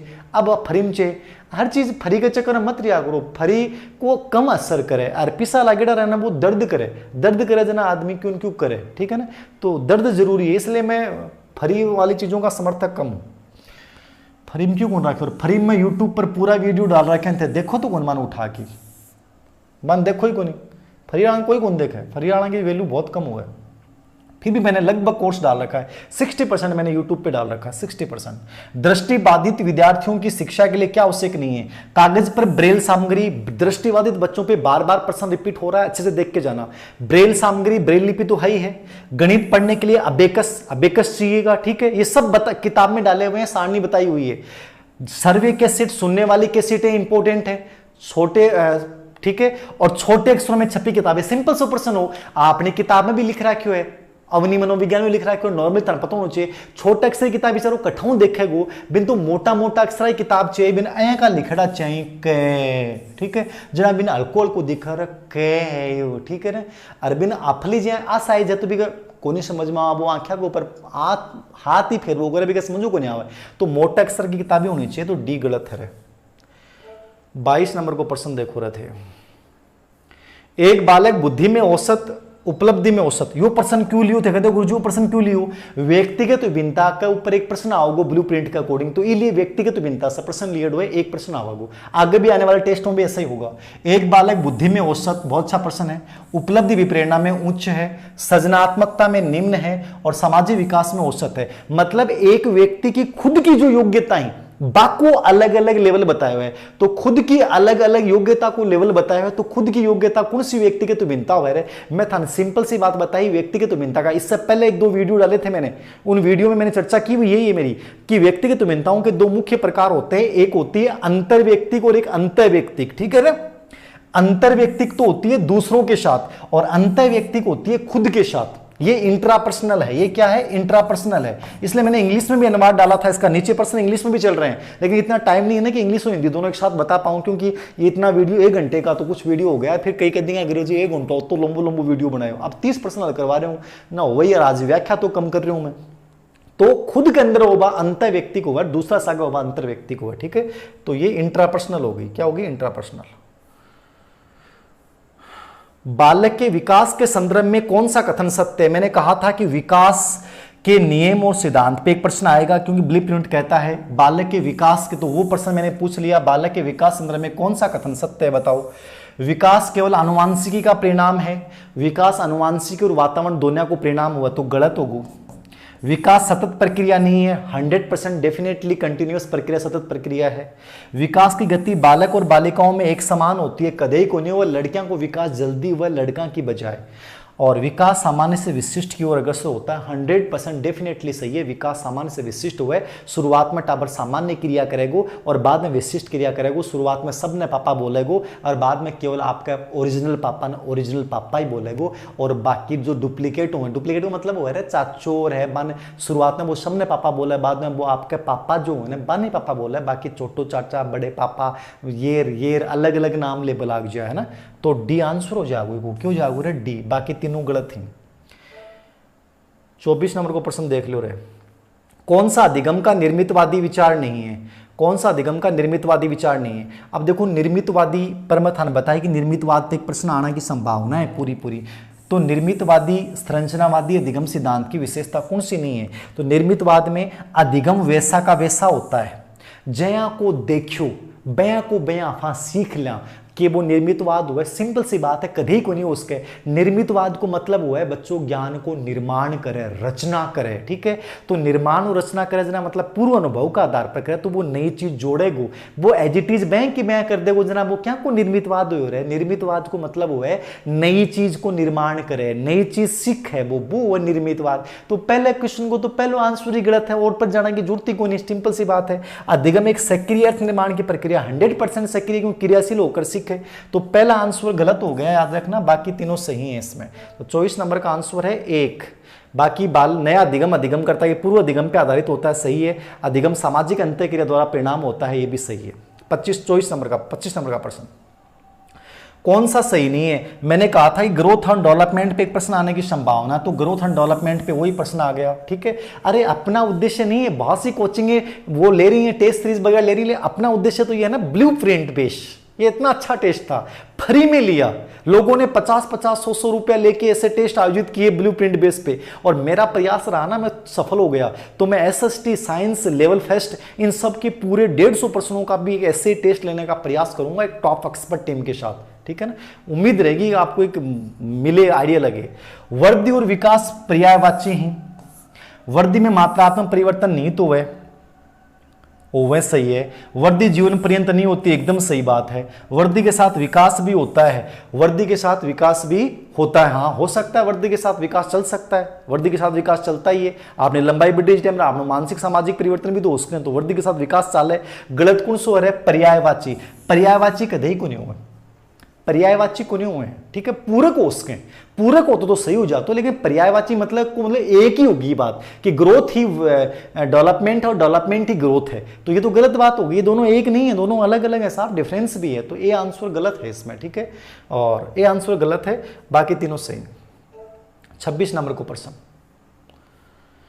कौन सा विशेष आवश्यकता वाले बच्चों के वर्ग में आता है। एक चीज और बता दूं, कई अभी देख रहा होगा वीडियो, मेरे वीडियो डुप्लीकेट बनाओ मड़ा, तो बस मेरा निवेदन है कि मेरा वीडियो तो खैर खूब बनाओ मान कट पीस करके, लेकिन कम से कम बिन 24 घंटे बाद में लोड कराया करो। 24 घंटे पहले यदि मेरा वीडियो कोई भी एडिट करके अपने चैनल पे डालता है तो वो बहुत गलत है। वो कॉपीराइट यूट्यूब के निशाने पे आता है, आपका चैनल हमेशा के लिए आगे बंद हो जाएगा, ये याद रखें। मेरा वीडियो का कट पीस करते हो आप कर लो, मैं मना नहीं करता, लेकिन वो कम से कम 24 घंटे बाद आपके चैनल पे आप डालो, क्योंकि वीडियो मेलन डाल डाल के थे सोच रहे हो पैसा तो कमाओ थे, मैं तो वो भी नहीं कमा रहा, आप पैसा तो कमा रहे हो, लेकिन 24 घंटे से पहले 48 घंटे से पहले आप डालते हो तो वो कंप्लीटली यूट्यूब की निगरानी में आता है, आपका चैनल हमेशा के लिए बंद हो जाएगा, इस चीज को याद रखना। विशेष आवश्यकता वाले बालक के वर्ग में कौन सा आता है? तो विशेष आवश्यकता वाले बच्चे कौन से हैं? प्रतिभावान हैं, मानसिक रूप से पिछड़े हैं, शारीरिक रूप से अक्षम हैं, सामाजिक रूप से अक्षम हैं। नीचे दिए गए कोड में से सही उत्तर चयन कीजिए। तो ये सभी हो जाएंगे आंसर, याद रखना। विशेष अधिगम बच्चों में सभी आ जाते हैं, क्या जाते हैं? सभी आ जाते हैं, याद रखना, सभी आ जाएंगे। 26 नंबर का 27 नंबर का प्रश्न देख लो। जब एक कर्मचारी अपने अधिकारी पे गुस्सा प्रदर्शित नहीं कर पाता है तो वो घराने के बाद में अपने पत्नी और बच्चों पे व्यक्त करता है। कैसे व्यक्त करता है? पत्नी और बच्चों पे व्यक्त करता है। तो वो उदाहरण किस प्रकार रक्षा युक्ति है? बहुत सिंपल सी बात है कि अधिकारी 2-4 सुना दी, काम करे को नहीं, राजा सो जा चल जा, तने शर्म को नहीं आवा के गधा, 2-4 बार सुना दी। अब वो घर आए, वो घर आता है, टाबरी वो बोले कि पापा जी आम खाना ही, पापा जी के खाना ही आम खाना ही। आज अधिकारी भी का आम काटे, डाबी का चूस छेड़ा आम अधिकारी का, आज पापा जी का, पापा जी ने कौन चूसो? आज अधिकारी चूस गे रहे आम के रूप में। और टाबर घर जाता ही बोलो कि पापा आज तो आम खाना है मैंने, ठीक है इधर आ जा, टिंगर आरामी गधा पड़ता है नहीं, हर समय तेरे को आम खाने, आज कैरी खानी है, आज किसमिस खानी है, आज मेरे को कौन सी आप चॉकलेट आया कर, अरे वाह चिंगम चूसनी है, कदे क्यों चूसनी है, आजा अठन आजा। और 5-10 खेच खेच मार दी और मारा जी टाइम पर सुकून आ रहे हो कि बोस के लागने दढ़ान दड़बो टाबर आपकी जिंदगी माना दोबारा बेचारो आम मांग ले, कदे कौन मांगेगा वो याद रखियो, इस सीजन में तो मांगे को नहीं वो, ठीक है। तो बे अधिकारी को चूसेड़ो आम भी टाबर के ऊपर काट दिए, बेचारा बिन चूस गे रहे हो, वो दोबारा आम तो इस सीजन का मैंने तो खा को नहीं वो टाबर। तो ऐ को जो तरीको है वो क्यों हो रहा है? चाहे पत्नी और बच्चों पर निकाल देना दमन है, औचित्य स्थापन है, तातमीकरण है, विस्थापन है। तो सिंपल सी बात है, उत्तर क्यों जाएगा? डी डिस्प्लेसमेंट, उत्तर क्यों जाएगा रे? डिस्प्लेसमेंट हो जाएगा। 8000 देख रहे हैं बच्चे, बड़ी बहुत बढ़िया बात है। अरे तो अध्ययन में थोड़ा थोड़ा ऐसा होना चाहिए ना, ऐसे बोरिंग भी बहुत अच्छा लगता है, थोड़ा सा अपन अनावश्यक तो करते नहीं है, अपन तो जो उचित है वही करते हैं, एकदम जुड़ा हुआ कंसर्ट बातें करते हैं। 8018 बच्चे देख रहे हैं, बहुत बधाई है। 8040 बच्चे, सैल्यूट आप लोगों को कि इतना सपोर्ट आप लोग मुझे करते हैं, सैल्यूट, दिल से सैल्यूट, याद रखना, बहुत सैल्यूट। 8042 बच्चे। एक बार मैं मेरा अपना खुद का लाइव सेशन करूंगा मेरी जिंदगी के जीवन के संघर्ष के ऊपर। उस दिन मैं चाहता हूं कि मैक्सिमम बच्चे आप जोड़ें, एक दिन मैं बता दूंगा आपको, उस पर मैं बहुत मैक्सिमम चाहता हूं, मेरी रियल जिंदगी बताऊंगा, कोई बनावटीपन नहीं होगा, जो मैंने किया वो बताऊंगा आपको मैं। आगे देखिएगा, औचित्य स्थापन हो गया। 28 नंबर का प्रश्न, कौन सी जीन पियाजे द्वारा प्रदत्त मूर्त संक्रियात्मक अवस्था? मैंने कहा था जीन पियाजे पे 2 प्रश्न लीड करते हैं, तो जीन पियाजे 2 प्रश्न आ गए। कौन सी जीन पियाजे द्वारा मूर्त संक्रियात्मक अवस्था, मूर्त संक्रियात्मक अवस्था की विशेषता नहीं है? कौन से किसकी? जीन पियाजे द्वारा प्रदत्त मूर्त संक्रियात्मक अवस्था की विशेषता नहीं है। तो मूर्त संक्रियात्मक अवस्था की विशेषता नहीं है विचारों की विलोमीयता, मूल संक्रियात्मक अवस्था विचारों की विलोमीयता, रिवर्सिबिलिटी, निश्चित रूप से रिवर्सिबिलिटी होती है बच्चे में, पलटन यानी वो रिवर्सिबिलिटी कर सकता है। अनपलटन का दोस्तों पूर्व संक्रियात्मक होता है, तो विचारों में विलोमीयता उल्टा कर सकता है, याद रखना, वो समझ सकता है। कंजर्वेशन, संरक्षण की समझ मैंने पहले भी चर्चा की, 100% हो जाती है। लंबाई, आयतन छोटा, वस्तु के मौलिक गुणों में परिवर्तन नहीं होता, सब जानकारी। क्रमबद्धता व पूर्ण अंश परतों का प्रयोग, निश्चित रूप से विचारों में जटिलता और क्रमबद्धता दोनों कहा जाती है मूल संक्रियात्मक अवस्था में।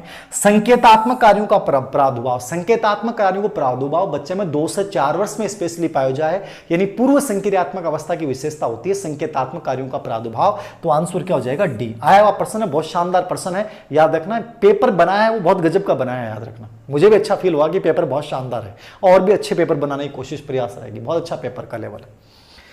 तो डी आंसर जो है, मैं प्रशंसा मेरी खुद ही कर रहे हो रहे थे तो कर रहा कौन ना, मैं कर ले तो मेरे क्या करूँ यार, मैं प्रशंसा तो देखो सबने बढ़िया लगा, आत्म अनुमोदन की प्रवृत्ति सब में हुआ थोड़ी थोड़ी, ठीक है ना। ये आरटी 2009 में से एक प्रश्न आना था, आरटी 2009 में से एक प्रश्न आना था। शिक्षण अधिगम प्रक्रिया पे 2% डाल दिए हमने, ठीक है। शिक्षण विधियों पे 1 प्रश्न आ गया, जॉन डीवी वाला, उपागम वाला, और 1 प्रश्न क्रियात्मक अनुसंधान से आ गया, 1 आरटी से और 1 एनसीएफ से। टोटल मतलब हर बिंदु को छूने की कोशिश की गई है। कौन सा कथन शिक्षा का अधिकार कानून 2009 के संबंध में सही नहीं है? पहला है इसका खंड 26 विद्यालयों में शिक्षकों की रिक्तियों को बढ़ने संबंधित है। 26 धारा में उल्लेख करेडो है कि कोई भी विद्यालय में 10% से अधिक पद रिक्त को नहीं रह सके। ये कौन सी धारा है? ये धारा 26 है। किसी विद्यालय में 10% से अधिक पद रिक्त नहीं रह सकते। याद रखना, कितने पद नहीं, 10% से अधिक पद रिक्त नहीं रह सकते। ये धारा 26 कहती है थारी जो थर्ड ग्रेड की भर्ती होने बा किसी सरकार की मजबूरी कि भर्ती कार्ड नहीं, कोई सरकार के भर्ती कार्ड दे रोबो करें, ठीक है। भर्ती कार्ड नो मतलब आरटी के तहत पिस्सा कौन मिलना है, इसलिए जरूरी है 26 की धारा 26 के तहत निकालनी पड़े। इसलिए हक है थारो, भर्ती टेंशन लेने की आवश्यकता नहीं है और हक जताया करो। लोकतंत्र में हक है तुम लोगों का हर चीज का। इसका खंड 28 शिक्षकों के द्वारा निजी ट्यूशन को प्रतिबंधित करता है कि आप जिस स्कूल में पढ़ाते हो उस स्कूल के बच्चे को ट्यूशन नहीं करवा सकते। इसका अध्याय 3 पाठ्यक्रम व मूल्यांकन प्रक्रिया संबंधित है। देखो, अध्याय 3 पाठ्यक्रम मूल्यांकन प्रक्रिया नहीं, अध्याय 3 जो है उसमें तो किसकी चर्चा की थी हमने? अध्याय में किसकी चर्चा की थी? माता पिता और समुचित सरकार के कर्तव्य आते हैं। ये पाठ्यक्रम और मूल्यांकन तो कौन से अध्याय में आते हैं? 5वें अध्याय में आते हैं। धारा 29 और 30 में उल्लेख है, ठीक है।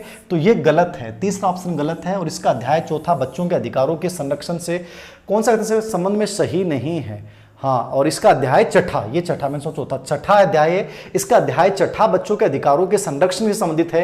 तो ये बाल अधिकारों का संरक्षण वो 31, 32, 33, 34 वो भी सही है। तो तीसरा जो बिंदु है वो गलत हो गया इसमें।